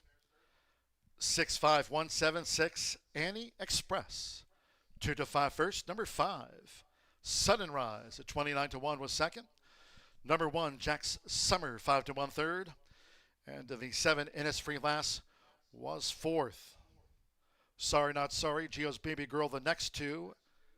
Pay Me Later was last home, 141.87. Favorite takes it out. Fernando de la Cruz for Chaz Ratchie. Annie Express at 2-5 obliges to start the late fire 5.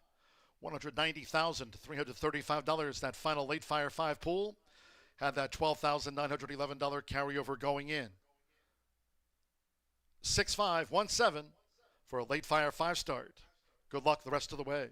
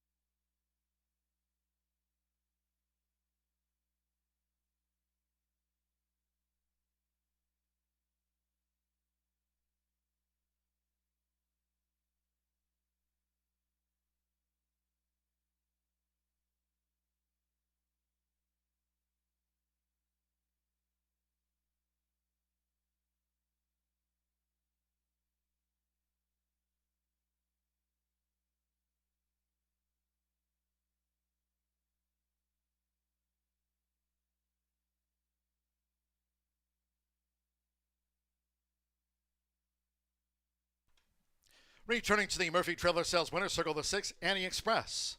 Fernando de la Cruz with his leading 21st win of the meet. Annie Express is a 4-year-old gray roan filly by Unbridled Express out of Educating by Elusive Quality. Chaz Recchi trains for Raquel Soriano. Horseshoe Indianapolis congratulates the winning connections of Annie Express, the 2-5 favorite in the Fillies and Mares turf.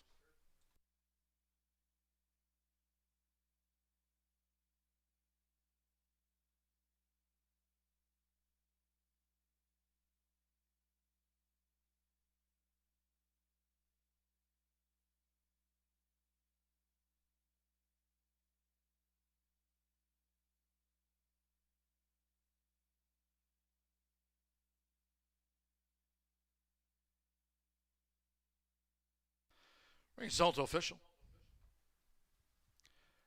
6-5 exacta paid $26.60. And Express taking out the last leg of the 50-cent pick 3 featured on races 2, 3, and 4. Paid $20.15. 7-6 double, $19.40. 50-cent trifecta, 6-5-1, $20.80. 10-cent superfecta, 6-5-1-7, $10.99. And its free last was 4th. 8 and 9. MTO's non-starters. Favorite first, 7 ran. 141.87. Course firm, rail at 48 feet. 19 minutes away from the 5th in the sprint. Scratch the 1 Cavatelli and the 6 What's Up Dog. Scratch the 1 and the number 6. No rider changes. 2 Karooms Croupier. 3 pounds over. Exacta, trifecta, superfecta, double pick 3. Here's another carryover on the card. The $1 late pick 4 daily presented by Itoba. Carryover in it, $7,018. Late pick 4, carryover. Fast track. Post time 4:16.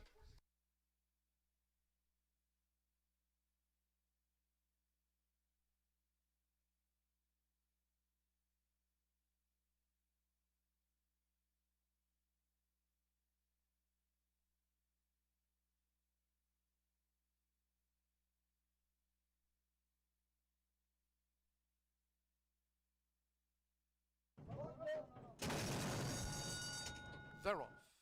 Annie Express away well. Toward the inside, Jack Summer. Pay Me Later is also front rank as they make their way past the awning. It's Jack Summer who just leans toward the inside for Joseph Bimmer. Flanked by Pay Me Later and Annie Express after breaking sharp. Third on the outside for Fernando de la Cruz as Jack Summer leads Pay Me Later out to the stretch. Sorry Not Sorry is a ground-saving 4th with 6 furlongs to run. On the outside end is free last. The trailers are Gio's Baby Girl and Sudden Rise. So Jack's Summer toward the inside charts the course as they go to the back. Jack's Summer leads here by a length to Pay Me Later. And the opening quarter was 23.81 seconds. Annie Express is out deep on the course and now making a gain. Here's Annie Express. And she's itching to challenge Jack Summer. And now with Fernando de la Cruz. Annie Express has taken the top. Extends the advantage to 3. on Jack Summer in a red cap, who's now being challenged for second by Sorry Not Sorry, who's now moved up into second, going past the half-mile pole as the lead has changed hands, and on the outside is Innisfree Lass. So Jack Summer, led around the first turn, is now back in fourth. As they enter the far turn, Sudden Rise just picked up Pay Me Later, and Gio's Baby Girl is last. Half mile, 48.95 seconds. Annie Express spearheads them, coming toward the quarter pole. From Innisfree Lass and Sorry Not Sorry, Sudden Rise straightens away in fourth. Can Jack Summer re-rally as these fillies mares turn for home? Gio's Baby Girl in the distance is Pay Me Later. 3/4, 1 minute, 12.17 seconds with Fernanda de la Cruz. Annie Express is a 6-length leader deep in the final furlong from Innisfree Lass, who's joined late by Sudden Rise. Jack Summer kicks on toward the inside. Sorry Not Sorry, No Extra, and Gio's Baby Girl, Annie Express. 1 by 4 from Sudden Rise. Jack Summer was third, and Innisfree Lass holds fourth from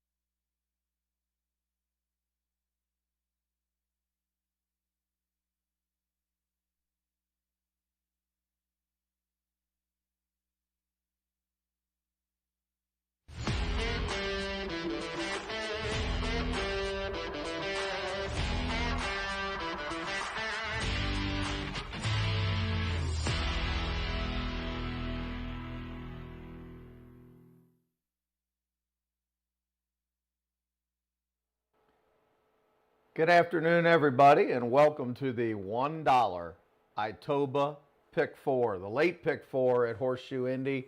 We got carryovers all over the place at Indy today, so let's get this rolling. We're in budget, like we always do. We stay under $100. Could probably get this one even a little cheaper, which we'll talk about. So, in the fifth race, I think you need 2 horses after scratches here. You got the 3 Don't Cross Alexis. For Randy Klopp, Moncada, probably the horse to beat. Dropping in class, running those mid-60s numbers. The fear is, will she get too far back? And then the horse that Rachel and I love to bet on, Pickle Shoes, the 8. I can't leave out Pickle Shoes. She might be the only speed today. She might be 3 in front of that other one, Don't Cross Alexis, turning for home. So this could be the 3 trying to catch the 8. I like the 8 and the 3. I'm taking them both in the pick 4. I'm not using anybody else. Now, we got to pray the weather holds. Please, weather hold. We got a couple really nice turf races, and I got a ton of budget to work with. So, in the 1 mile, we've got Boitano, the 6. The Axeman comes in to ride. That's always a good thing. He got a good little prep at Belterra. They washed it off the grass at Belterra. They just kind of ran him around there, get him fit, got him ready for this one. This horse always gets bet. But he's 16 for 47 lifetime. I mean, what a horse. I think it's a single. So I'm going to go ahead and single the Axeman and Boitano. Now, if it comes off the turf, then we got to change. We got to pray this weather holds later in the day. There is a chance of rain. So, in the 7th race, we have a boatload of budget. So I am going to use a ton of them in here. I'm going to use the 1, the 2, the 3, who's 12 to 1, high as the sky. The 4, Go Go Roro, is 9 to 2, and I think that'll hold. And then we also got the 6, who's 10 to 1, and the 7, who's 6 to 1. I'm going to use the 1, 2, 3, 4, 6, 7. I'm pitching the 5. I'm pitching the 8. Hey, I understand. Bigger players just hit the alt button. Smaller players, you got to make a decision. I would take 4, 6, and 7 for sure, even if I was the smallest of small players. So now the 8th race. I got a ton of budget to use. The 1, Love Potions, 8 to 1. Got to have on my ticket. I need the 4s, 7 to 2. The 5 horse is 15 to 1, Johnny Ringo. I'm not leaving out a 1-start horse. No way. Not doing it. Too big of a price. I love 1-start horses. So then we get to the 6. Also 12 to 1. 1-start horse. Got to put him in. The 9's going to be one of the favorites. Storm Back. The 10's going to be one of the favorites. Silent Tune. And then the 11, Money Monday. I love that name. Money Monday. 1, 4, 5, 6, 9, 10, and 11. We got a bunch of them. I know it sounds like a big ticket, but we're 2 times 1 times 6 times 7. It's $84. We're right in budget. We are right in budget. We got to get our single home with the Axeman. We need this weather to hold. But then if we can get to the last 2 races, we've got a ton of coverage. So, Axeman, when they turn for home and you're drawing away, what do we always say? Don't fall off. I'm Dan Crow.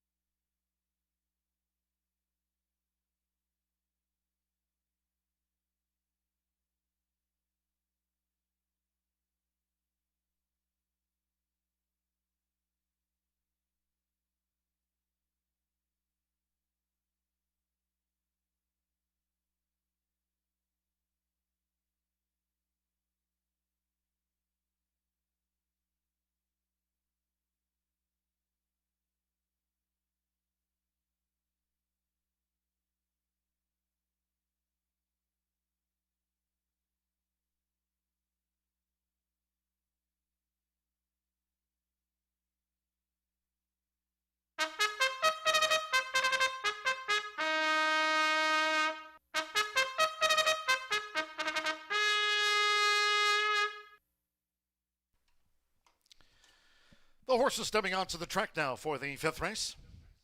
This race will be run at 6 furlongs, a field of 6. Scratch 1, Cavatelli. And 6, What's Up Dog. Scratch the 1 and the 6 from the race card. No rider changes. Number 2, Karoom's Croupier is 3 pounds over. Scratch 1 and 6. Exacta, Trifecta, Superfecta, double pick 3. The $1 late pick 4 carryover, $7,018. Late pick 4 presented daily by Itoba. Main track fast, turf course firm, turf rail at 48 feet here this race week. 2 minutes to post time for the Distaff Dash. 2 minutes.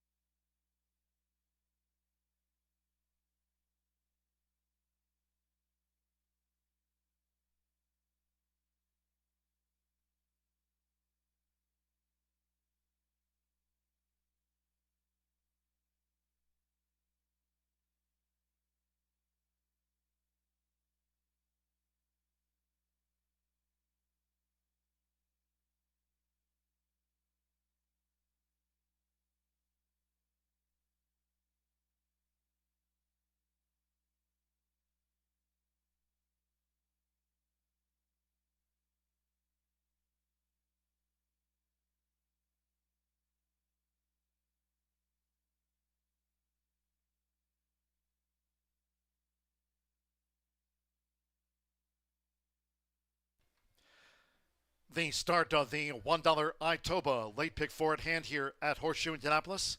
Fast and firm. The carryover, $7,018. Less than a minute. 2 post time.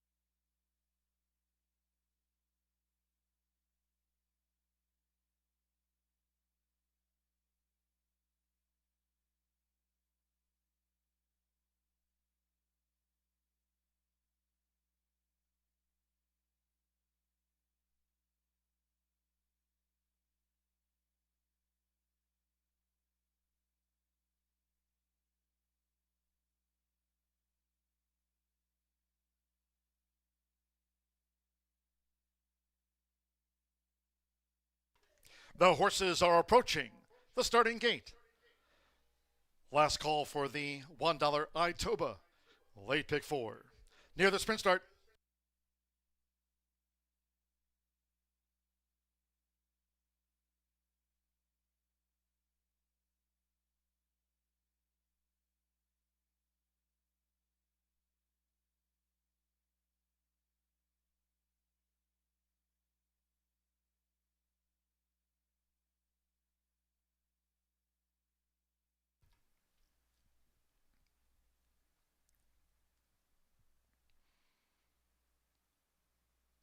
The horses have reached the starting gate.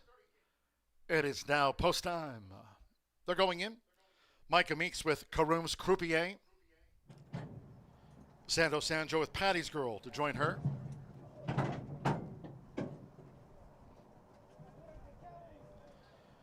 Irving Moncada with Don't Cross Alexis. Now Dreaming Why. Alexander Crispin won the opener. Fernando de la Cruz, Color Me Fast loaded, and so one more. Evan Roman with Pickle Shoes. Here comes the fifth. All in. They're off and sprinting, and Pickle Shoes right into action for Evan Roman.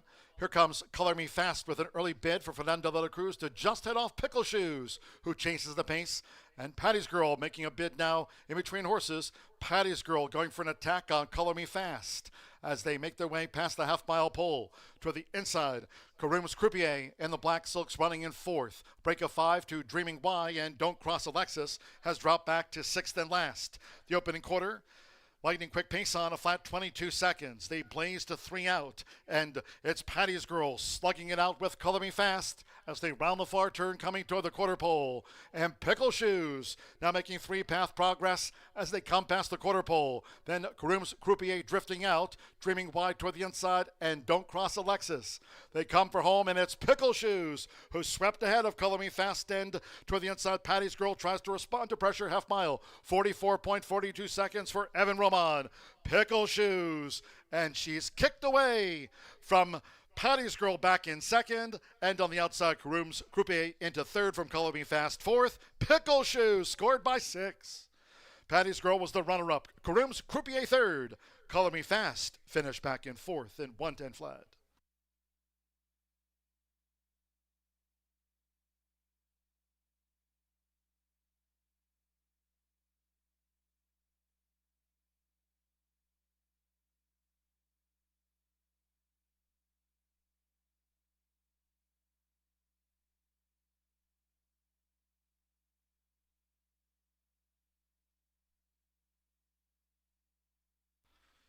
In 110 flat, 8.527 after the distaff dash.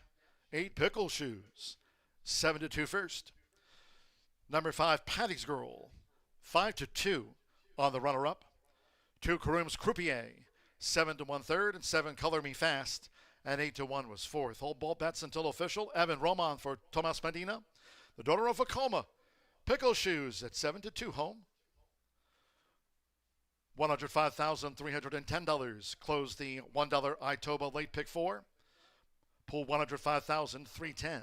Unofficial 8.527 after the running of race 5.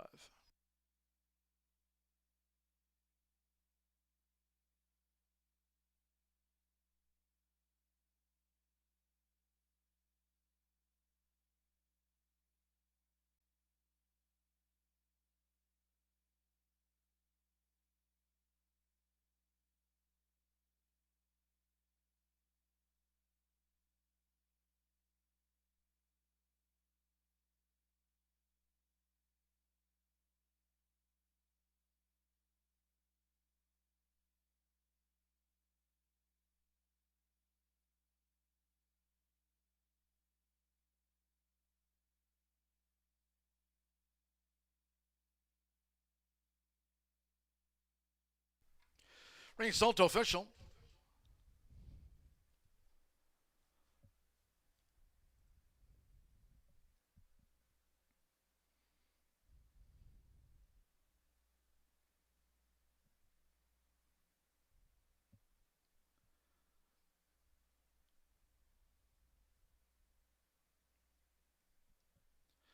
Returning to the Murphy Trailer Sales winner circled here, the 8 Pickle Shoes with Evan Roman. Pickle Shoes, a 4-year-old dark bear brown filly by Vacoma. Out of Akron Gold by Medaglia d'Oro. Thomas Medina trains for Blanca Salazar. Horseshoe Indianapolis congratulates the winning connections of Pickle Shoes. Records her second win of the meet in 110 flat. The 8-5 exacta paid $44.40. 50-cent trifecta, 8-5-2, $48. 6-8 double, $13.40. Color Me Fast was fourth. 10-cent superfecta, 8-5-2, $7, $20, 39 cents. 50-cent pick 3, $16.10. The $1 early pick 4. That was the start of our carryovers, $295.60. The 50-cent early pick 5 on 5 of 5, $999.10. 22 minutes away, race 6, our next stop. The second of 3 on the turf course, Firm. And the turf mile, scratch 2 Creek, 11 Take It and Run, 12 Rich Kingdom, and 13 Jazzoli. Scratch 2, 11, 12 and the 13. Couple of jockey changes. 7 Stream Song, Luis Contreras on 7 Stream Song. 10 Hemp Heaven will be ridden by Santo Sanjor. Santo Sanjor on the 8-time winner, the 10 Hemp Heaven. Exacta, trifecta, superfecta. There's a carryover. The 10-cent Grand High 5. Pentafecta carryover of $1,887. The turf mile starts another rolling double. Pick 3. Post time will be at 4:47.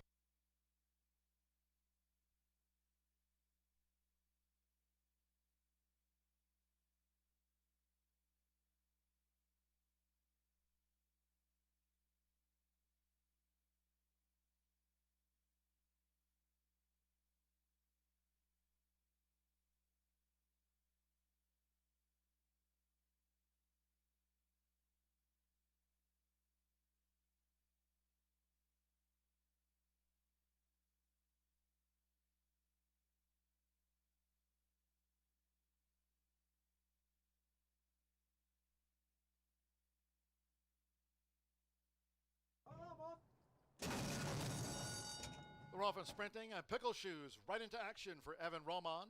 Here comes Color Me Fast with an early bid for Fernando de la Cruz to just head off Pickle Shoes, who chases the pace.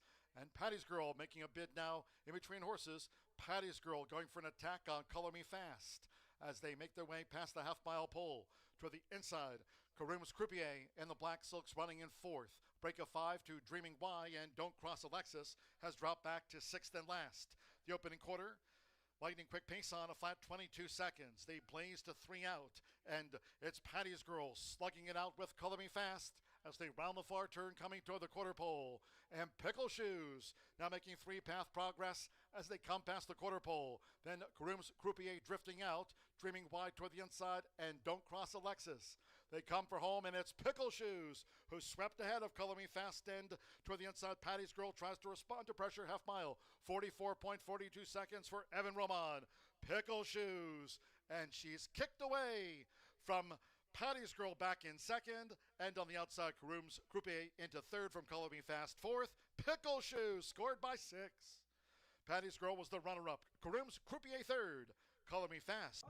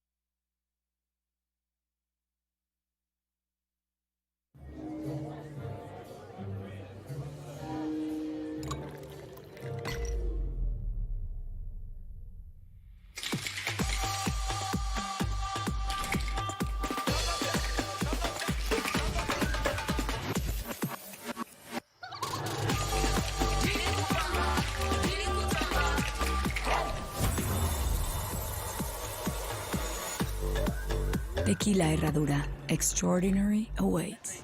When it comes to horse racing, you can never have too much information. With Twin Spires, you can place your bets with confidence. Whether you use handicapping insights like our Brisnet speed ratings, prime power, and past performances, the guidance of our experts' top picks, or just choose a name that catches your eye. Yes! No matter how you pick your horse, bet with Twin Spires. And now you can race to victory with Twin Spires tournaments.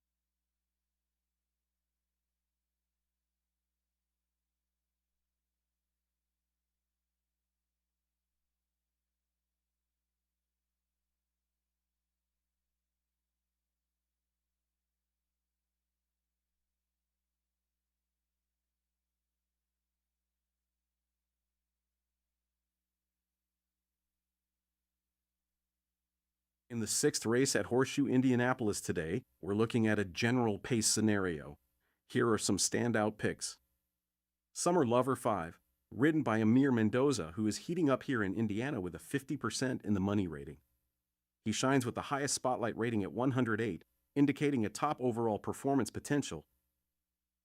Boitano 6 has not been out of the money in more than 10 races, making him a strong contender in this race. He is 3 for 3 on Indiana turf.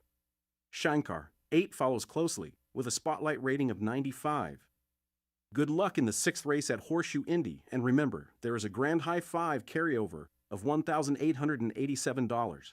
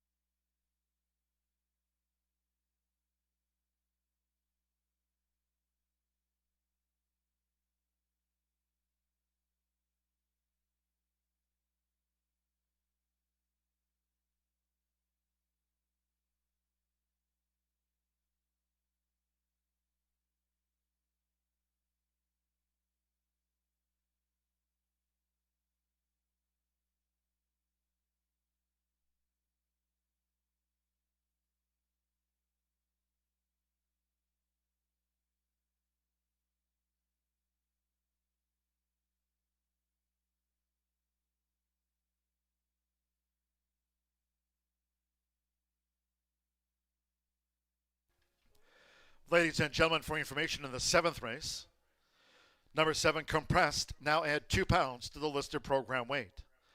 That's in the 7th race. 7th race sprint, number 7, Compressed, add 2 pounds to the program weight.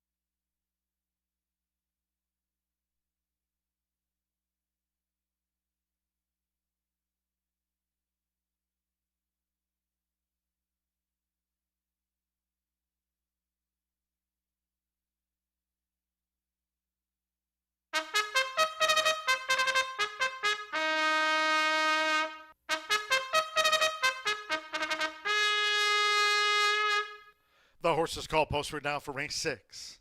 In the turf mile, a field of 9.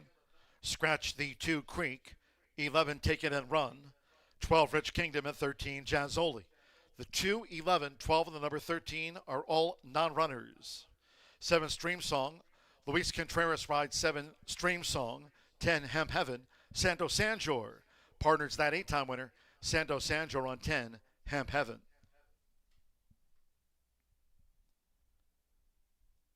Here exacta trifecta superfecta.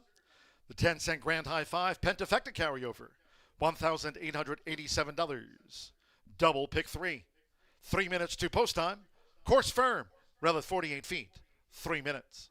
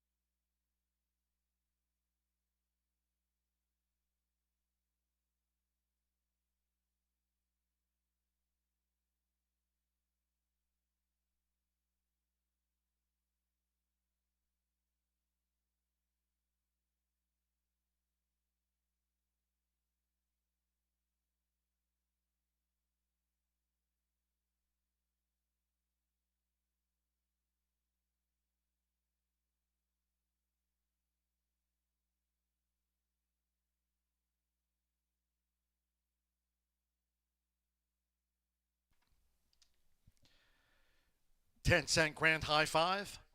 Pentafecta carryover. $1,887 into this turf mile.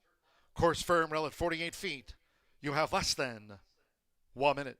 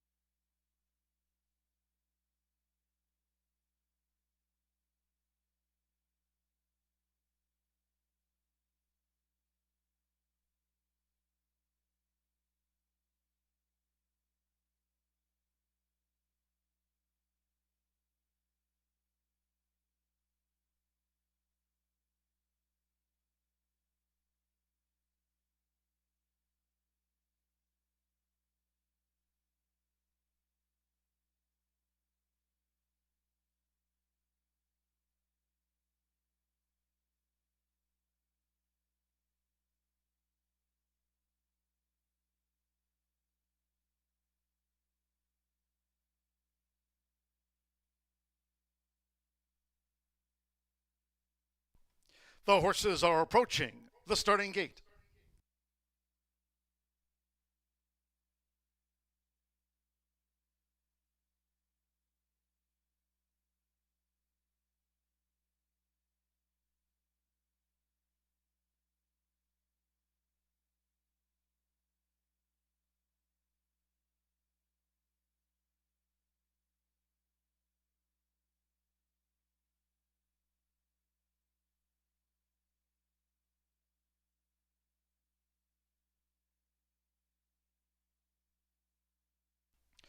Crossing over to the turf course here at Horseshoe Indianapolis on final approach for the mile start.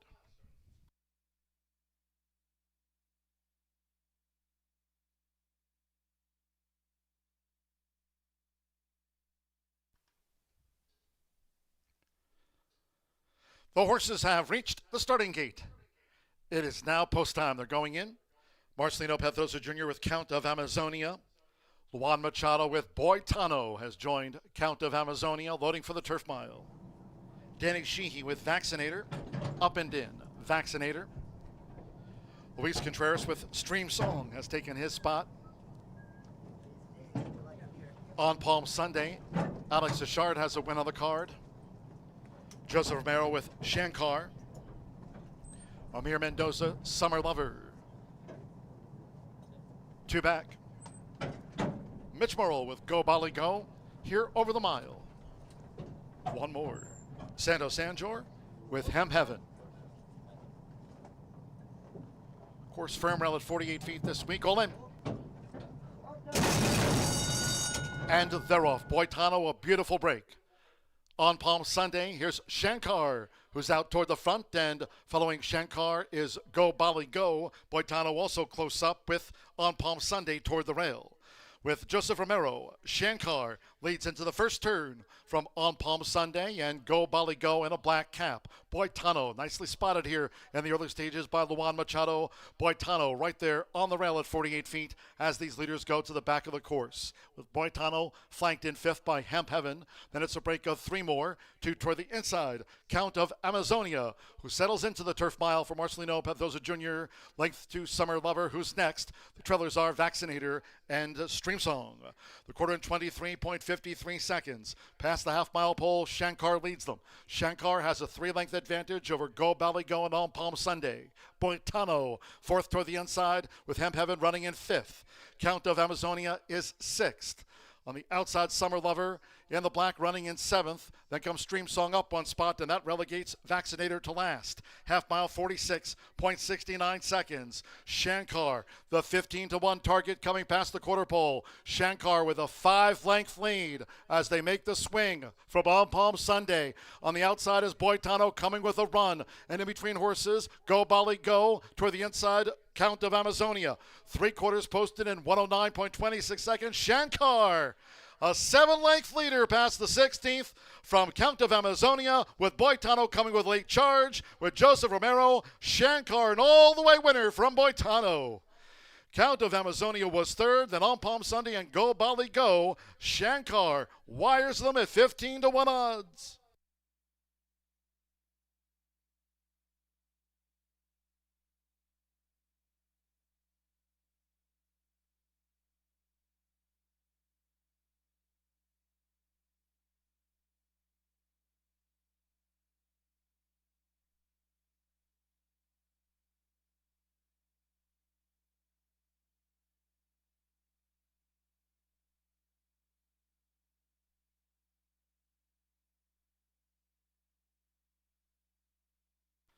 (133.39 after the starter mile.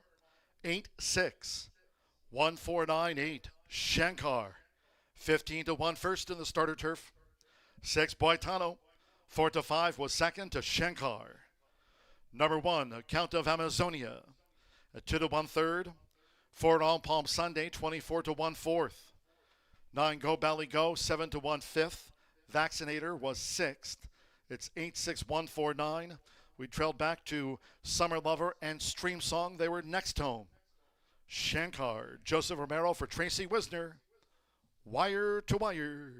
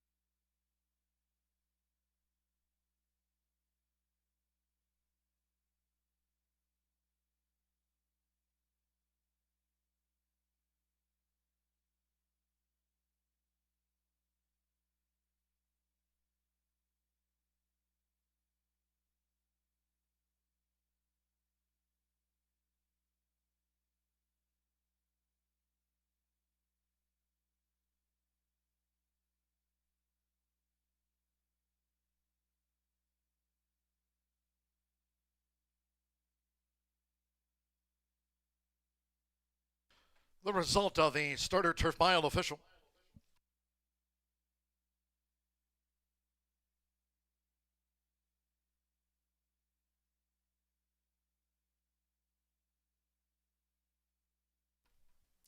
Returning to the Murphy Traveler Sales winner circle, the 8, Shankar, with Joseph Romero. Shankar is a 6-year-old big gelding by Kozan. And the Ghost Zapper mare, the Ghost Bride, the now 8-time winner for Tracy Wisner. And Tracy Wisner Racing LLC. The winner was bred in Florida by Al Shakab Racing. Horseshoe Indianapolis congratulates the winning connections of Shankar. Wires them in the starter turf mile.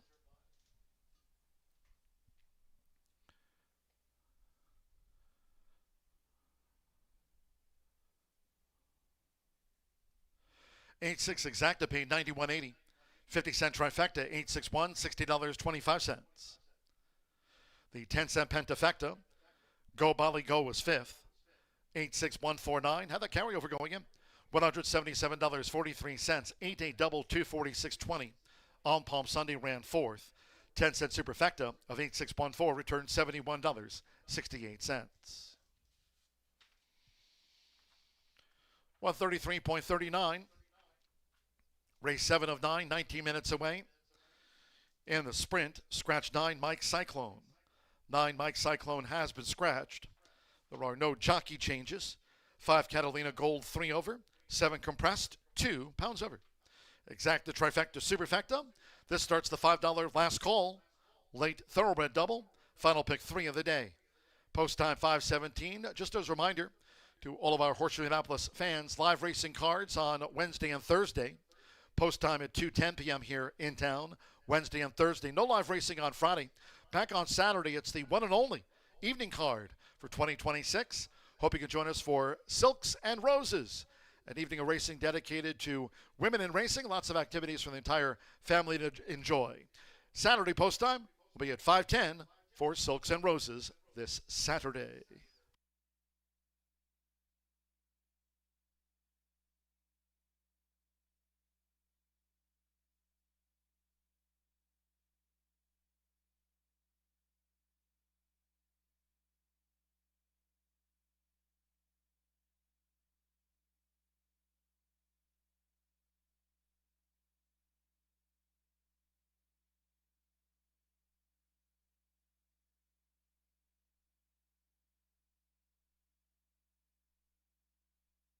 Goal in.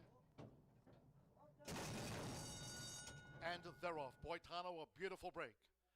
On Palm Sunday, here's Shankar, who's out toward the front, and following Shankar is Go Bali Go. Boitano also close up with On Palm Sunday toward the rail. With Joseph Romero, Shankar leads into the first turn from On Palm Sunday, and Go Bali Go in a black cap. Boitano, nicely spotted here in the early stages by Luan Machado. Boitano right there on the rail at 48 feet as these leaders go to the back of the course. With Boitano flanked in 5th by Hemp Heaven. Then it's a break of 3 more. 2 toward the inside. Count of Amazonia, who settles into the turf mile for Marcelino Pedroza Jr. Length to Summer Lover, who's next. The trailers are Vaccinator and Stream Song. The quarter in 23.53 seconds. Past the half-mile pole, Shankar leads them. Shankar has a 3-length advantage over Go Bali Go and On Palm Sunday. Boitano, 4th toward the inside, with Hemp Heaven running in 5th. Count of Amazonia is 6th. On the outside, Summer Lover in the black running in 7th. Then comes Stream Song up 1 spot, and that relegates Vaccinator to last. Half mile, 46.69 seconds. Shankar, the 15-1 target coming past the quarter pole. Shankar with a 5-length lead as they make the swing from On Palm Sunday. On the outside is Boitano coming with a run. And in between horses, Go Bali Go toward the inside, Count of Amazonia. 3/4 posted in 109.26 seconds. Shankar, a 7-length leader past the 16th from Count of Amazonia, with Boitano coming with late charge, with Joseph Romero. Shankar, an all-the-way winner from Boitano. Count of Amazonia was 3rd, then On Palm Sunday and Go in.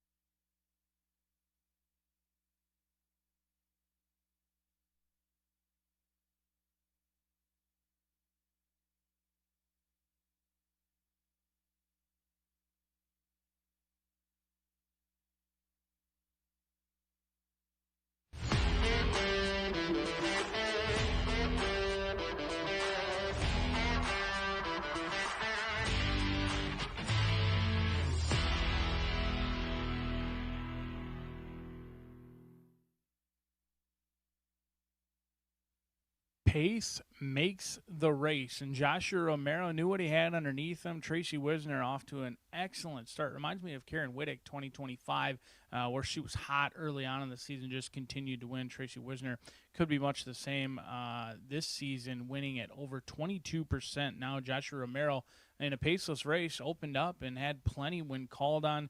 They were entered earlier this month on on a turf race and scratched out. They didn't want to be on the synthetic. They didn't want to be on the dirt. They wanted to be on the turf, and they were right with Shank Carr winning at 15-1. Certainly spices up that Itoba pick 4 as well as that late flyer 5. If you're still alive, certainly wish you the best of luck because you are nowhere near home and cooled out. It's our final daily double opportunity, and with that, $5 minimums, 15% takeout, and some competitive racing still coming up in the very near future. Non-winners of 2 lifetimes. Scratch number 9, Mike's Cyclone, out of this event. Leaves us with a field of 8 set to go to the post. 6 furlongs going to be the distance on a fast main track. Let's take a look at this field. When I was looking at those will pays, monitoring the will pays, seems that retail has fallen in love with both the 1 and the 4, and those pick 3s indicate that maybe the 2 and the 7 might be the live players in here to take a look at. I am one of those retail players, apparently, at least how I handicapped this race. I thought Go, Row, Row, Abel Cedillo teaming up with Kelly Bainham in here. This Arkansas bred got the first out over the Horseshoe Indianapolis track just a couple of weeks ago and closed into it very nicely. Seemed like a horse that would improve second time around. Was never really going to win, but I thought finishing up willingly behind J.R. Jimmy. Did show speed, stayed on nice, was coming late, just ultimately ran out of racetrack. Now, the question is, that was the first time against winners, but this kind of goes against some of my angles. I didn't like the 6 last race, ultimately because Boitano was in on short rest, only 10 days rest. Now, maybe Kelly Bainham will have more success than Boitano did, a little bit younger horse, 4 years old versus 7 years old. And Kelly Bainham, she's just been hitting all the right buttons. I mean, she's been exchanging with some of the country's elite high-percentage trainers. Lindsey Schultz switches hands with Linda Rice, Rudy Rodriguez. They do go back and forth quite a bit. And this horse comes in from Oaklawn Park, made the debut here in Indiana, May 26th, ran an even-running second-place finish behind J.R. Jimmy. Showed speed, doesn't necessarily need the lead. I think can certainly track and stayed on willingly. Cedillo going to be aboard, donning the silks of J.J. Thoroughbreds, and that's the top selection. 3-1, a little bit chilly on the board, despite what the morning line might suggest at 9-2. But the 2 is likely to go off favored in this spot, and it's Creek Valley. I certainly don't blame you if you like Creek Valley. Aaron West winning at 17%. He gets Fernando de la Cruz. That's a jockey-trainer combination that has been lighting it up here recently. They're winning at 36%, and when you've got 2 guys that win at a very high percentage, you don't expect the ROI to be juicy. Theirs is quite the opposite. Despite winning at 36%, they have not truly been bet. The return on investment damn near $4.50. The Indiana bred just threw in a real clunker. Off of the layoff, was at the allowance level, now goes allowance to claiming. They did this move similarly last year. They ran at the allowance level April 22nd, then dropped to the non-winners of 2. Ultimately showed speed, didn't really have much of an excuse. I don't know if this is going to be much different. They may have even run better off the layoff last season than they did this year. 56 buyer versus 34. They're a little bit more competitive, only beaten by 5 lengths versus last time out they're beaten by 27 lengths. Now, they did run behind potentially the up-and-comer in the Indiana bred and J.R. Shadowboy, who's put together back-to-back 90 buyer speed figures. So I'm not going to be too difficult on horses exiting that race because J.R. Shadowboy is the real deal, and he's going to face open company soon and likely going to be a stakes quality talent. So I'm not going to be too hard on that. I think Creek Valley is going to get wagered on as we approach the gate. A lot to like. Second start off the layoff. Hasn't been seen since May. Has been given 6 weeks rest. Getting some class relief in here. I'm just not all that convinced at 5 years old Creek Valley ultimately wants to win. He's had plenty of opportunities. He hasn't really strung it along. He did win an allowance race last year. He likes to be alone on the front end, and we'll see if he's alone on the front end because he's certainly going to have to deal with this guy, the 3-year-old Colt Compressed, who's 1 for 8 for Steve Asmussen. Keith Asmussen always like riders who come in ultimately with one race of the day. They bring their talents, their services, and most importantly, their time to come here. This horse was last seen at Keeneland ultimately in a race where the top two were miles clear of the rest of the field. It was very much so a match race early on. Compress was one of the few that did show speed before backing out of it. Gets a ton of class relief, not only from Keeneland, but also from a claiming perspective. I like that Keith Asmussen comes here for the mount. It's his only mount of the day. However, he hasn't always picked his spots so wisely in 2026. He is 0 for 5, yet to be in the money for Father Steve Asmussen, but I think that's the sneaky player in here. 8 to 5, bet down to favoritism at this point. I think a lot is going to change over the next 4 minutes, and don't forget we've got that $5 late thoroughbred daily double. Very easy to overlook on a day in which we had carryovers in both pick fours as well as the late fire 5, but the $5 late daily double is quickly becoming my favorite wager in here. I think there's plenty of opportunity. 8 will go to the gate before we head back out to the turf course for another 10-horse field. 1.16 rounds out thoroughbred racing on a Tuesday. Dive into those late daily doubles right now.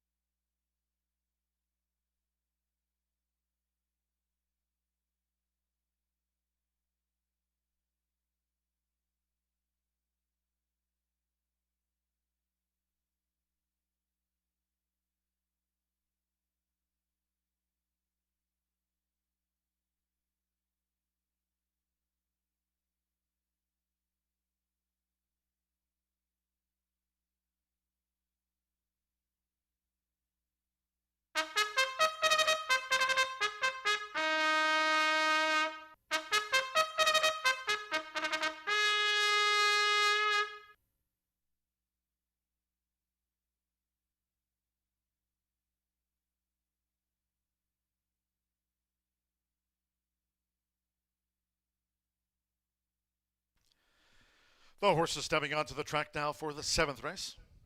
The sprint at 6 furlongs, a field of 8. 9, Mike Cyclone has been scratched. The 9's a non-runner. No jockey changes. Reported overweights. 5, Catalina Gold plus 3 pounds. 7, Compressed at 2 over.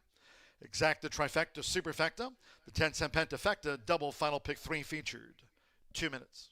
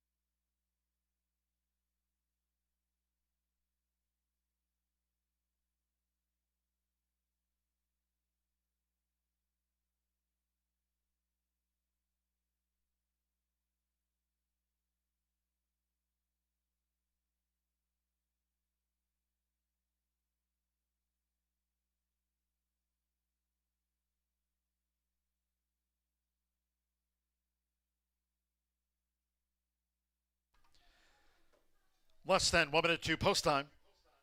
Less than 1 minute.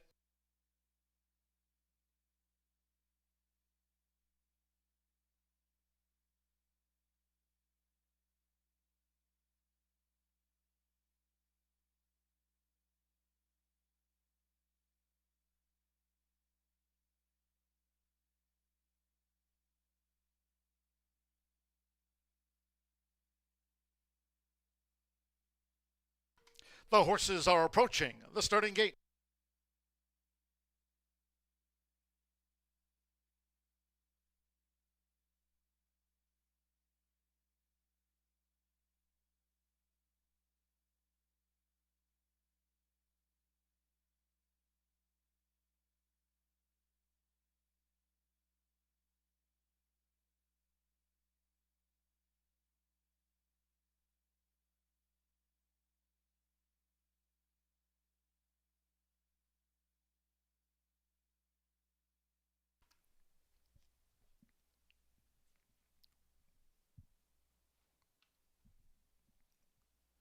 The horses have reached the starting gate.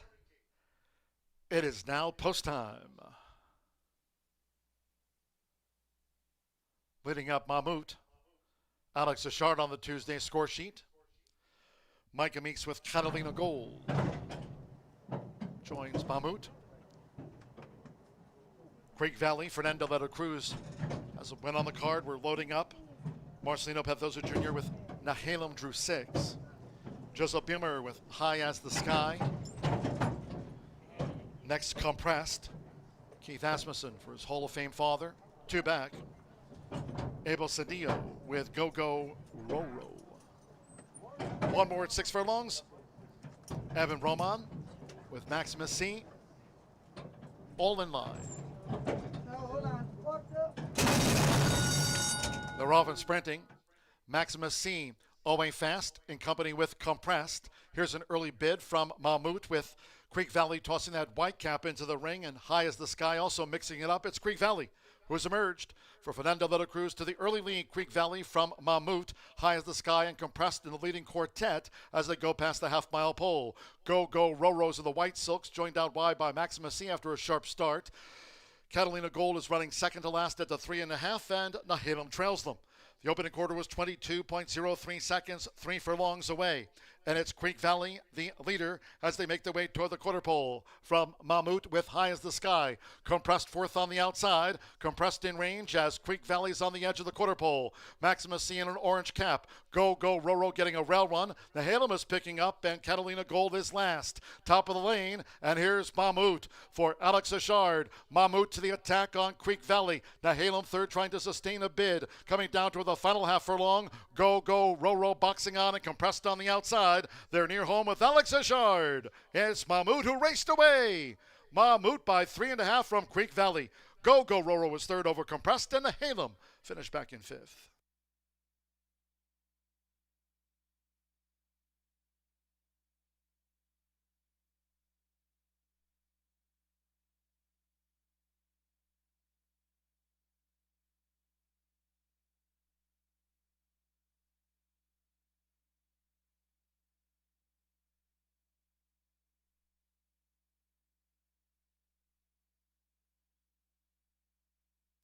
One 10.04. Unofficial 1-2. 4-7 in the 6 runs 5th. 1 Mammut. 2-1 first. The 2 Creek Valley. 4-1 was tracked down. Number 4 Go Go Roro. 3-1 third. 7 Compressed at 5-2 fourth, and 6 Nahalem getting into the frame for the Pentafecta. A couple of wins on the card to start the week for Alex Achard. Here for Silva Racing of Miguel Silva. It's Mammut at 2-1. The favorite home. 110.04.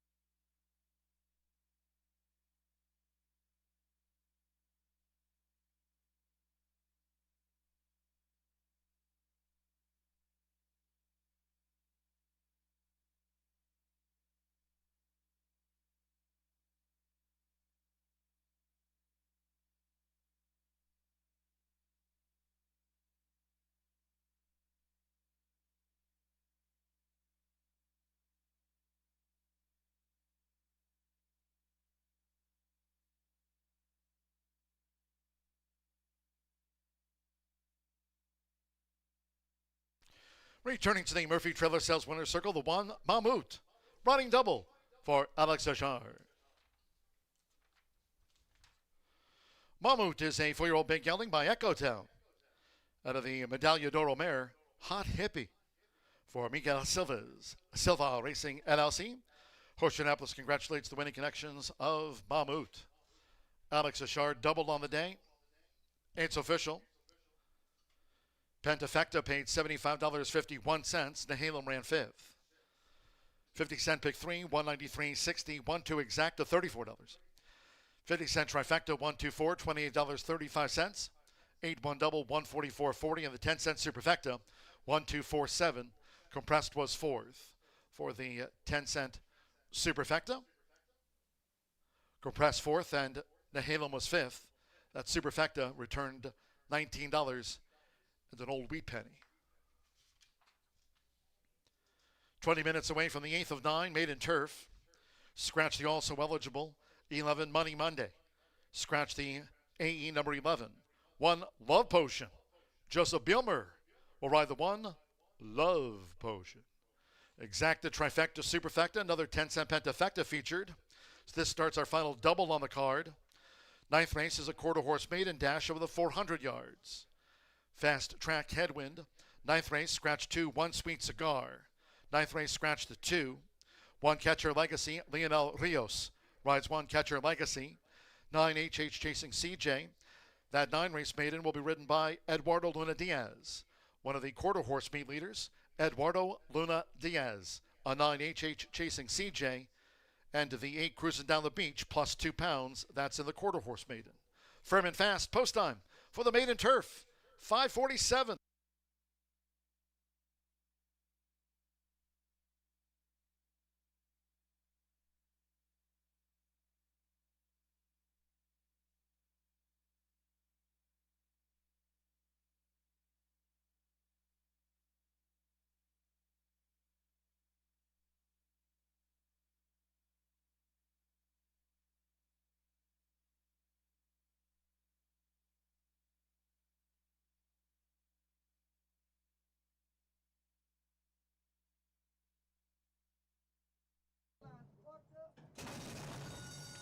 They're off and sprinting. Maximus C. Away fast in company with Compressed. Here's an early bid from Mammut with Creek Valley tossing that white cap into the ring, and High as the Sky also mixing it up. It's Creek Valley who's emerged for Fernando Little Cruz to the early lead. Creek Valley from Mammut. High as the Sky and Compressed in the leading quartet as they go past the half-mile pole. Go Roro's in the white silks, joined out wide by Maximus C after a sharp start. Catalina Gold is running second to last at the 3.5, and Nehalem trails them. The opening quarter was 22.03 seconds, 3 furlongs away. And it's Creek Valley, the leader, as they make their way toward the quarter pole. From Mammut with High as the Sky. Compressed fourth on the outside. Compressed in range as Creek Valley's on the edge of the quarter pole. Maximus C in an orange cap. Go Roro getting a rail run. Nehalem is picking up, and Catalina Gold is last. Top of the lane, and here's Mammut for Alex Achard. Mammut to the attack on Creek Valley. Nehalem third, trying to sustain a bid. Coming down toward the final half furlong. Go Roro boxing on and Compressed on the outside. They're near home with Alex Achard. It's Mammut who raced away. Mammut by 3.5 from Creek Valley. Go Roro was third over Compressed, and Nehalem finished back in fifth.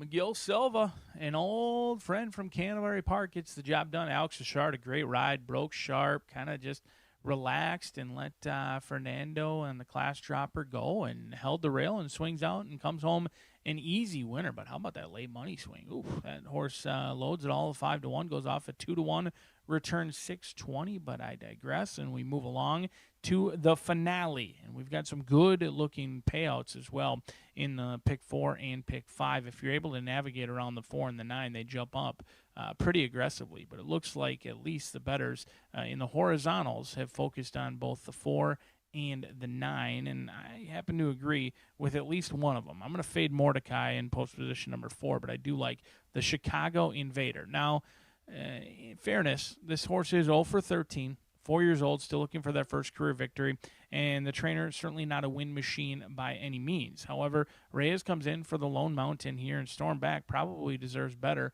the last 2 times on the turf. Has closed in with reckless abandon in the lane, but has not got his nose down at the wire the last 2 times over in Chicago for this Indiana bred. I certainly think that it's a lateral move, not necessarily a huge class jump per se, that many would likely believe from maiden claiming open company back into maiden special weight with state bred competition.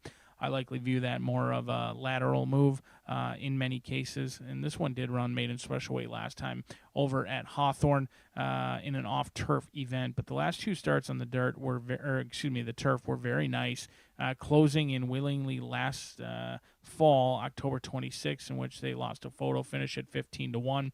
And then they really weren't wagered on again May 10th on the turf, despite going out for their 3rd try on the turf and the second one being very good. They were overlooked. They went off at 17-1 and came with a nice little rally in the lane in what was ultimately a paceless race on a good turf course. Comes in, Horseshoe Indianapolis, new surroundings. Trainer doesn't win a ton. You have a horse who's 0 for 13. I probably like this horse closer to 5-2-ish, if not all of that 4-1 versus what we may see. I do think the 4 and the 9 are going to be bet pretty heavily when it's all said and done, but ultimately I think Stormback's in a good spot to get that elusive first victory, and here we'll see if the Chicago shipper can get the Indiana money but gets back in with state-bred competition. He's certainly a handful to saddle in here, so that might be something you want to take a look at once Reyes gets aboard, that making sure that Stormback is not exhausting too much energy. After that, a couple of long shots underneath. I wasn't a huge fan of Mordecai, as many people are, currently 5-2. I'm going to try Love Potion, Joseph Bielmer, Edward Rogenkamp, a 3-year-old by Temple City out of Cobra's Love, a horse who's got upside. They debuted on the turf, so you always thought that they might run a little bit on the turf. Ultimately, this horse actually on debut was a day in which we had a pick 4 and a pick 5 carryover back in September of last season, and this horse closed in very nicely. Closed in quickly, went from 10th to 4th, picking up a lot of lengths in the lane. And ultimately, after that September 29th race, I had seen enough that this horse was not a sprinter. Ultimately put in my notes that this horse will need 2 turns, did close into it, but not nearly as visually impressive second time out as they were on debut. That was as a 2-year-old and coming back on 2 weeks rest. It was ultimately just a bad spot. Now, if you trust the notes on what they suggest, not a sprinter and needs 2 turns, I would be silly to have those notes and then not dabble at 13-1. So that's exactly what I plan on doing in here. Gets Lasix for the first time, and 2-3 is when horses can make their biggest improvements. I think Love Potion, an intriguing sort in here. And speaking of intriguing, Gennaro Garcia with Brenda's City. Amir Mendoza has been riding well here at Horseshoe Indy. He was just the other day about 15%, but he's down to 10%. So he's been a little bit chilly here as of late, but Gennaro Garcia continues to trudge along at his standard 16%. Now, while Miguel Silva may have got his training victory in race number 7, he looks for a breeder's victory in here. This is a homebred for Miguel Silva, but now with Gennaro Garcia and Brenda's and Eiffel is a mare who loved to win. Now, she was always a low-level claimer. She only banked $143,000, but she had 9 victories all on the turf. She was somewhat of a win machine. She was tactical. She didn't need the lead. She could sit off of it. Brenda's City is her first full. I like to fade first fulls, but if she's ever going to jump up and run a good race, it's certainly going to be when she moves to the turf, because her mom certainly loved the turf, as did Temple City, the sire. I think if today is ever the day, it could be Brenda City's day at a big price as well. So I'm going to use a favorite in the 9 on top, along with mixing in Brenda City as well as Love Potion for some unique reasons in here. This could be an intriguing betting race. The 4 and the 9 are going to take the lion's share of the wagering, but I think this race is a lot more wide open than that. You've got a couple of 3-year-olds all looking to do something for their first career time. Get the elusive victory. If you're still alive in that late Fire 5 and that pick 4, certainly wish you the best of luck closing it out. And how about the Horseshoe hat trick as well? Big fields, big payoffs, yet to be seen. We'll see if that plays out 5 minutes away from the finale at the Shoe.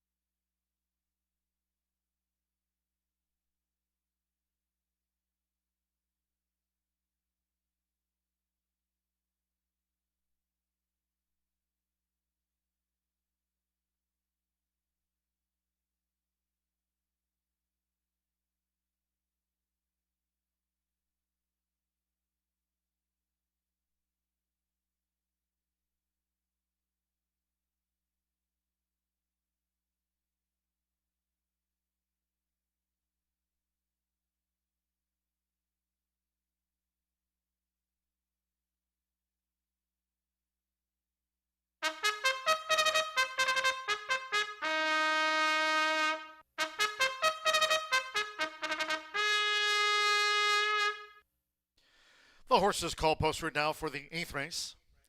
Maiden turf here over the mile and a 16th. A field of 10. Scratch the also eligible number 11, Money Monday. Number 11, Money Monday, has been scratched. 1 Love Potion, the jockey Joseph Bilmer. Rides 1 Love Potion, Joseph Bilmer. Exacta Trifecta Superfecta, the 10-cent Pentafecta, and here are the start of our final double of the day. 9th race, capping off the card with a quarter horse maiden dash over the 400 yards. Best track, Headwind. 9th race, scratch 2, 1 Sweet Cigar. 9th race, quarter horse maiden. Number 2, 1 Sweet Cigar, has been scratched.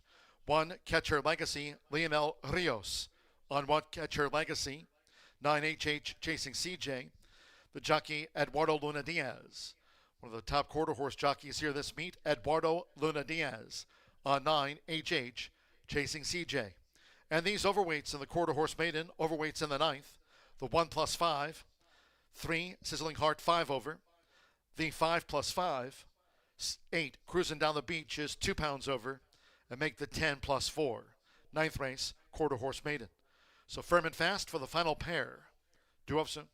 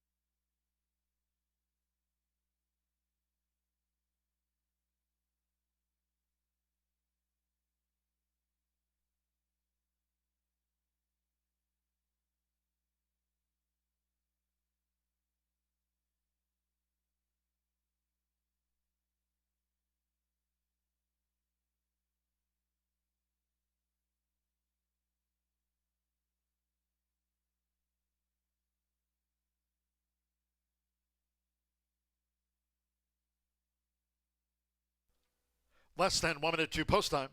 Less than 1 minute.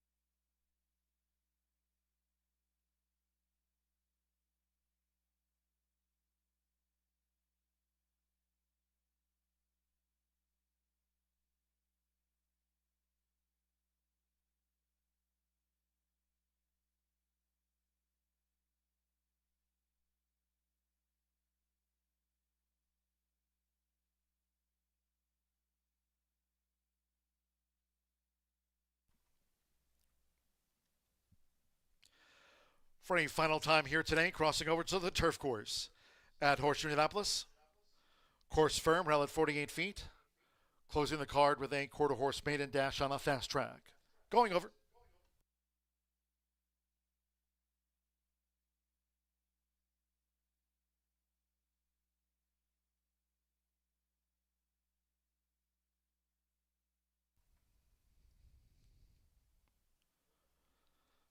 The horses have reached the starting gate.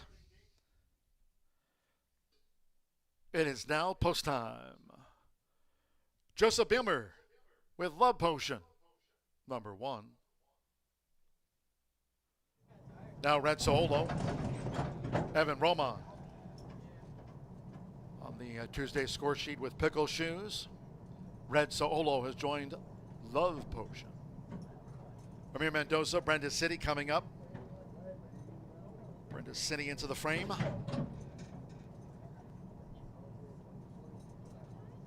Danny Sheehy with Most Amazing. Green with the white diamond belt. Chabello, Alex Achard. A couple of wins on the card. Chabello went in well. Most Amazing joined. Mitchell Marole with Mordecai. Now Jose Gutierrez with Unresponsive.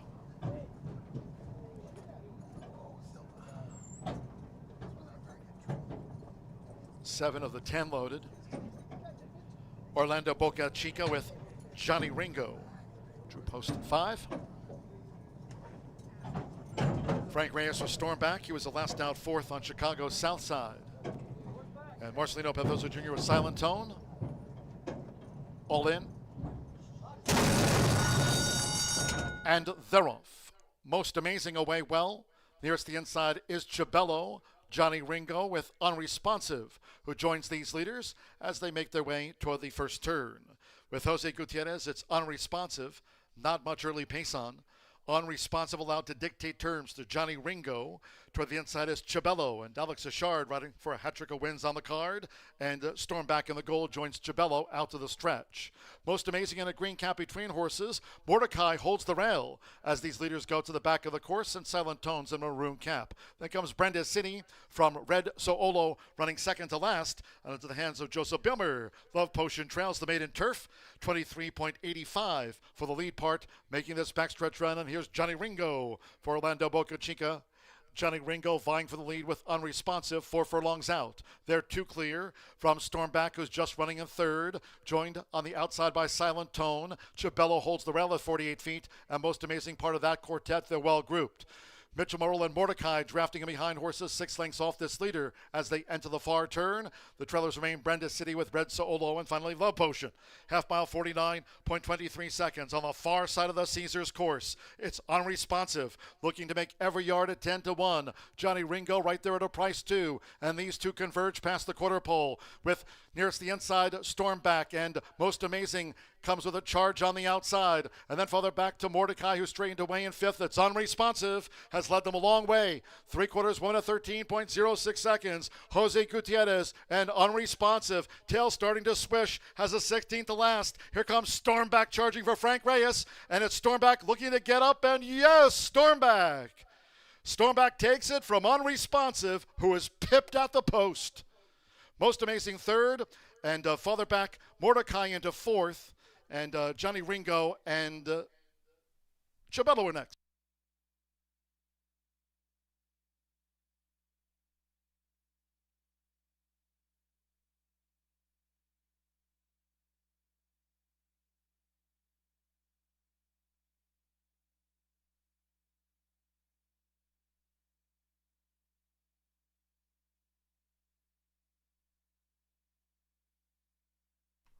.143.32 after the maiden turf. Judges calling for a photo. Hold on until official. 143.32. The last out 4th on Chicago's South Side. Stormback Frank Reyes. The Senate gets Stormy. 2-1. Stormback Unresponsive, Most Amazing.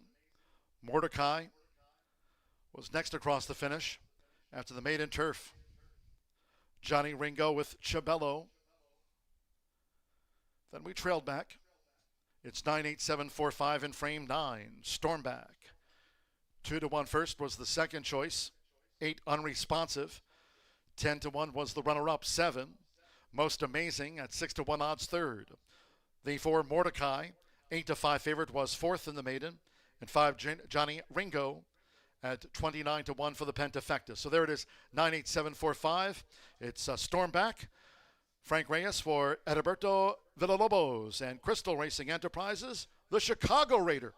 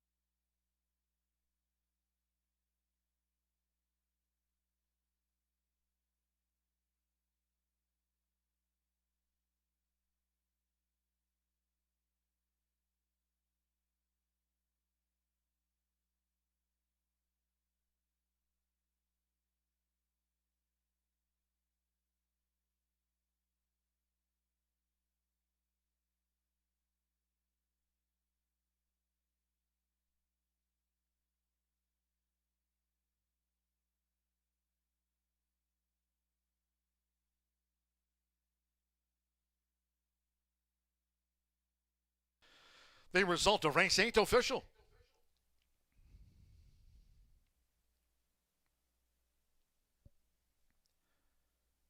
Returning to the Murphy Trailer Sales winner's circle will be number 9, the Chicago Raider, Stormback.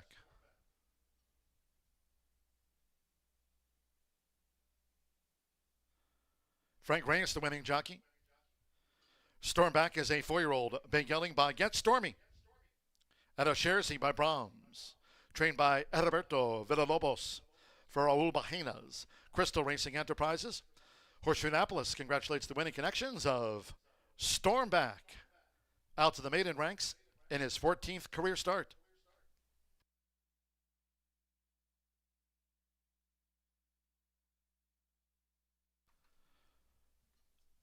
Horseshoe Indianapolis congratulates the winning connections of Stormback. Caps our final thoroughbred race of the day. Quarter horse maiden is now 16 minutes away. 9-8 exacta, 54.40, 50-cent trifecta paid $100.20. The 50-cent late fire 5, $1,093.40 on 5 of 5. The $5 last call thoroughbred double, 1-9, 78.50. The $1 late pick 4, daily presented by Itoba, 404, 1,474.80.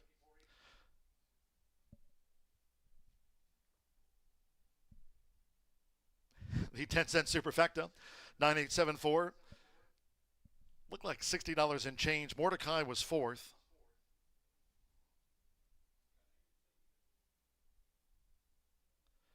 $50 pick 3 capped off by Stormback, $109 and change there. 50-cent late fire 5, $1,093.40 on 5 of 5. 143.32. Ninth race, quarter horse maiden over the 400 yards. Fast track, scratch 2, 1 sweet cigar. Scratch the 2. 1 catcher legacy. Lionel Rios rides 1 catcher legacy. 9 HH chasing CJ. The 9 race maiden will be ridden by one of the quarter 4, Eduardo Luna Diaz on 9 HH chasing CJ. Overweights, catcher legacy plus 5. 3 sizzling heart plus 5. 5 AP Valiant Princess plus 5. 8 cruising down the beach is 2 pounds over. 10 apolitical Elmo, add 4 pounds to the weight. Exacta trifecta superfecta, the 10-cent quarter horse pentafecta, post time as advertised, 6:15.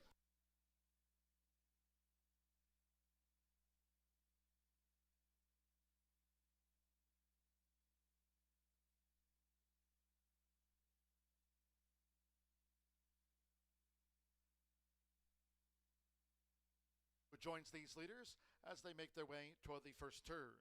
With Jose Gutierrez, it's unresponsive, not much early pace on. Unresponsive, allowed to dictate terms to Johnny Ringo. Toward the inside is Chabello and Alex Achard riding for a hat trick of wins on the card. And Stormback in the goal joins Chabello out to the stretch. Most amazing in a green cap between horses. Mordecai holds the rail as these leaders go to the back of the course in silent tones in maroon cap. Then comes Brenda City from Red Soolo running second to last into the hands of Joseph Bilmer. Love Potion trails the maiden turf. 23.85 for the lead part, making this backstretch run. And here's Johnny Ringo for Orlando Boca Chica. Johnny Ringo vying for the lead with unresponsive, 4 furlongs out. They're 2 clear from Stormback, who's just running in third, joined on the outside by Silent Tone. Chabello holds the rail at 48 feet, and most amazing part of that quartet, they're well grouped. Mitchell Morrill and Mordecai drafting in behind horses 6 lengths off this leader as they enter the far turn. The trailers remain Brenda City with Red Soolo and finally Love Potion. Half mile 49.23 seconds on the far side of the Caesars course. It's unresponsive, looking to make every yard at 10 to 1. Johnny Ringo right there at a price 2, and these two converge past the quarter pole with nearest the inside Stormback, and most amazing comes with a charge on the outside, and then further back to Mordecai, who's straightened away in 5th. It's unresponsive, has led them a long way. 3/4 1 at 13.06 seconds. Jose Gutierrez and unresponsive. Tail starting to swish, has a 16th to last. Here comes Stormback charging for Frank Reyes, and it's Stormback looking to get up, and yes, Stormback. Stormback takes it from unresponsive, who is pipped at the post. Most amazing third, and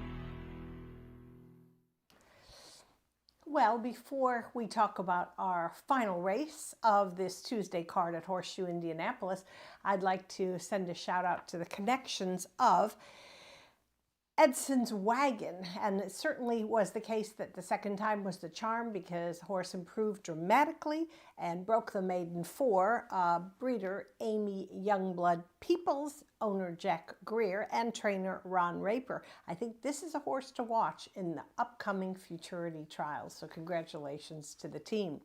All right, well, we do have a quarter horse race today. It's another maiden, 400 yards, stretching out, and this is for 3, 4, and 5-year-old registered Indiana breds. I think we're going to see quite a contest, even with the scratch of number 2, One Sweet Cigar. Let's go to the paddock, and I'm going to begin with number 3, and that's Sizzling Heart. So overdue for a win, in my opinion, after qualifying for 2 major futurities last year. Made it to the QHRAI Stallion Service Auction futurity, as well as the Miss Roxy Little futurity. Those are the 2 richest futurities that we have every season at Horseshoe Indianapolis. So qualifying and making the final is pretty cool accomplishment. Tony Cunningham trains for breeder owners Joyce and Eric Lennon. And I think the key is, this is a nice filly, well-bred. She's by Gold Heart V, and I believe a top contender under rider Danny Martinez. He's firing at 47%, and he's a huge part of the Tony Cunningham team. All right, let's go next to number 4, and that's LB Favorite Delight, a son of favorite Lucky Charm, who returns off a trial for the Harley Green Derby on May 14th. Now, I talked about these 3-year-olds a lot, and the bottom line is those Harley Green Derby trials and then the final, so tough. I mean, we've always had really good 3-year-olds. I like the crop because they've got some time to mature from their 2-year-old season, get that experience under their belt, and come back firing. And so LB Favorite Delight, I think he really deserves some consideration based on the fact that, not that he didn't qualify, but who beat him in the trial, and that was 7 Beaches, who ended up being the 4th fastest qualifier. That's, for me, a big handicapping situation. I really look for these horses, not that they get beat, but who beats them. If it's just another horse that didn't qualify, that doesn't hold the same merit as a horse that made that final 10. That's just me. All right, so we'll move on to, and actually, I don't know if I mentioned, trainer Felix Barraza will give a leg up to Martin Munoz, 50% in the money already in 2026.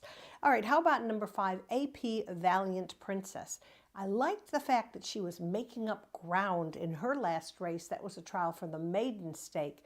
And again, that was, a little bit different than what we've seen for the Derby or whatever. It was open to a variety of horses. But I think the fact that she was making up ground in her first, so now she's making her first try at 400 yards. That's a good sign. A horse that wants to go further.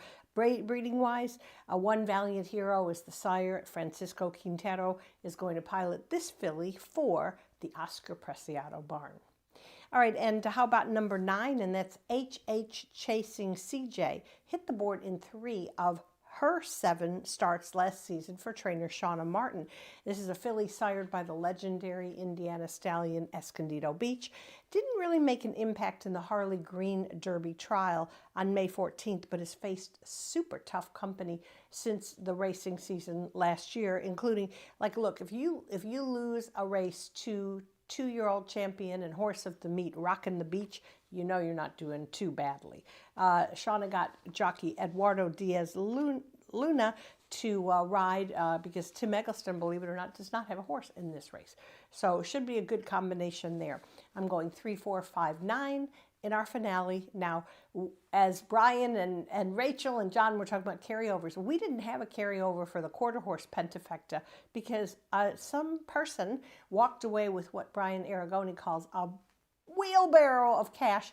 The quarter horse Pentafecta, 10-cent quarter horse Pentafecta, paid $9,700 on Saturday. That's so crazy cool, amazing. So if you're going to bet today on our 10-cent quarter horse Pentafecta, I would advise including number 7, Tarzanito Express 23, 30-1 in the morning line, and making the second start for the powerhouse combo of Claudio Barraza and rider Edgar Diaz. and of course breeder Rose Bodie. So it's a good card today. Hope you enjoy the finale. We'll be back tomorrow and Thursday for more live racing action at Horseshoe Indianapolis.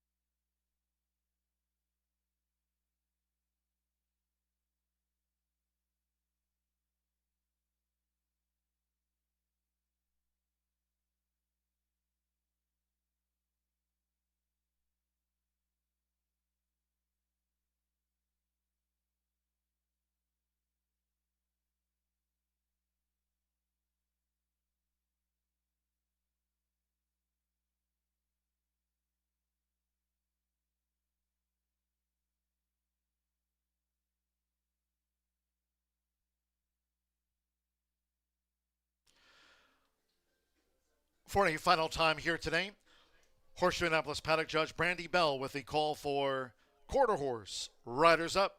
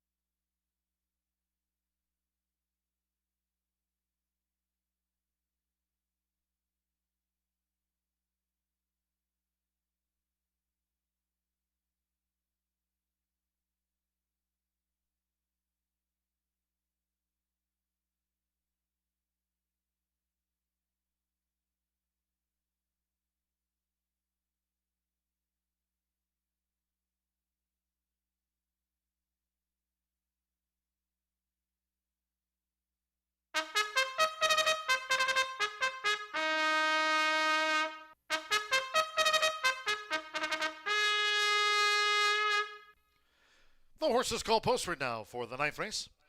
Closing out the card with a quarter horse maiden dash over the 400 yards. Fast track, and there's a slight headwind. Scratch 2, one sweet cigar. Scratch the 2. One catcher legacy. Leonel Rios rides one catcher legacy. 9 HH chasing CJ, the jockey Eduardo Luna Diaz. One of the quarter 4 jockeys here this meet, Eduardo Luna Diaz, rides 9 HH chasing CJ. Reported overweights, the 1+5, 3+5, 5 AP Valiant Princess add 5 pounds to the weight. The 8 is 2 over, 10 Apolitical Elmo, 4 pounds over. Exacta Trifecta Superfecta and the 10-cent quarter horse, Pentafecta featured.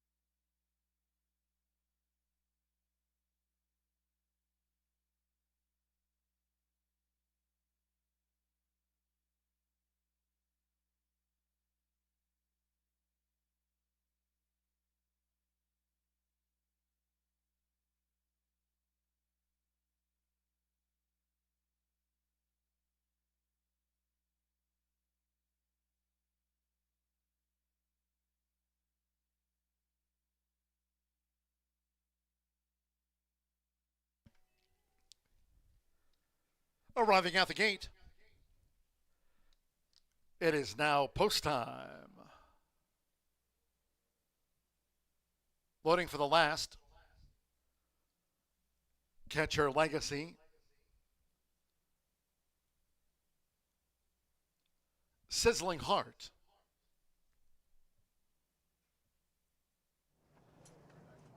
Sizzling Heart has joined Catcher Legacy. The first two of the 9 into line. Don't You See? LB Favorite Delight. LB Favorite Delight went in well. Tarzanito Express 23 joined up. AP Valiant Princess coming up. Cruising down the beach. Uses a flipping halter.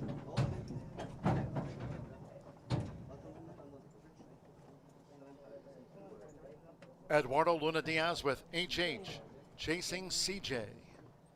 At 400 yards, fast track headwind. Here's HH chasing CJ.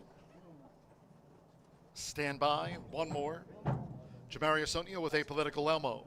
Wednesday post time, 2:10 p.m. Eastern. 400 yards, all in. Off in the Tuesday finale, cruising down the beach, stumbled. Don't You See away sharply, Sizzling Heart. Here comes a bid by LB Favorite Delight past the 220. Sizzling Heart is just a leader from LB Favorite Delight. On the outside, Don't You See, and deeper out into the track is Apolitical Elmo. Also, Tarzanito Express 23 tries to join. It's LB Favorite Delight in the maiden from Sizzling Heart with Don't You See, Tarzanito Express 23, and HH chasing CJ.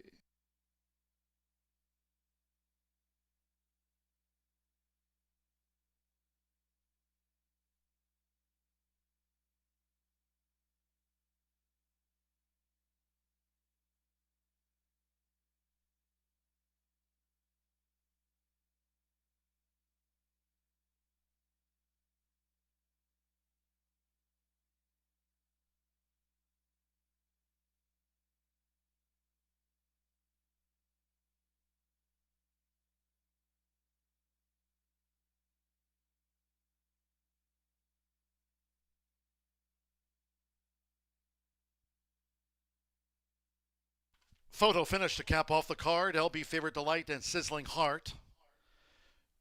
Don't You See? Tarzanito Express 23. AP Valiant Princess HH chasing CJ. Apolitical Elmo. Cruising down the beach after a stumbling start, No Factor, and Catch Her Legacy trailed home.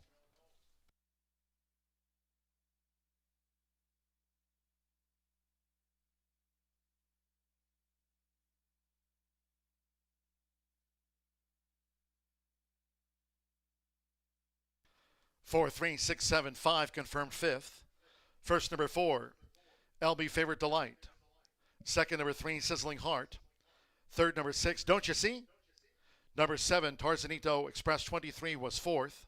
5, AP Valiant Princess fifth, and HH Chasing CJ was sixth. Stand by for the 400-yard time. Fast track. Slight headwind. It's gone to LB Favorite Delight out to the maiden ranks. Martin Munoz for Felix Barraza.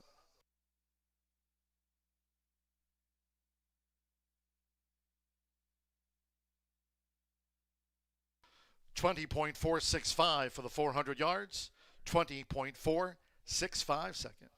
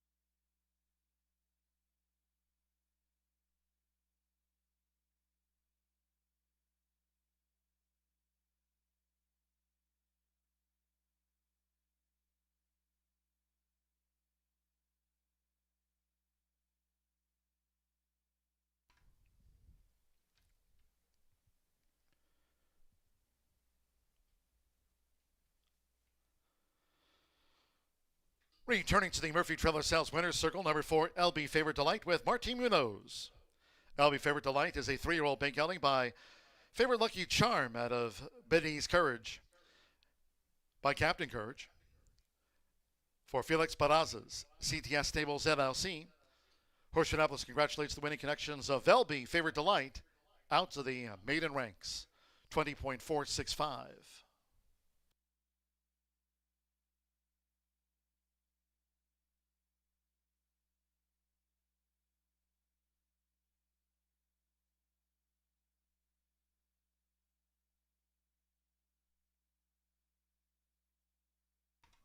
Official.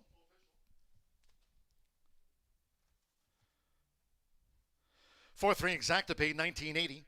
50-cent trifecta, $51.90. 9-4 double, $33. The 10-cent superfecta paid $58.71.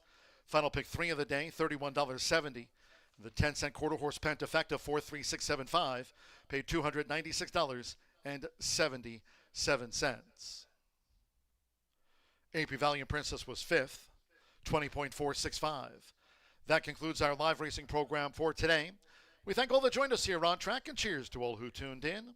Subscribe to our YouTube channel at Horseshoe Indianapolis Racing. Hello to all there. Live racing returns this week, Wednesday and Thursday cards from 2:10. The only evening card of the 2026 race meet here, that's on Saturday for Silks and Roses. Hope you can join us. Saturday evening racing this week kicks off at 5:10 p.m. Eastern. Until next time, for all of us here at Horseshoe Indianapolis, it's been my pleasure from the broadcast booth for now. Track announcer John G. Dooley saying good night.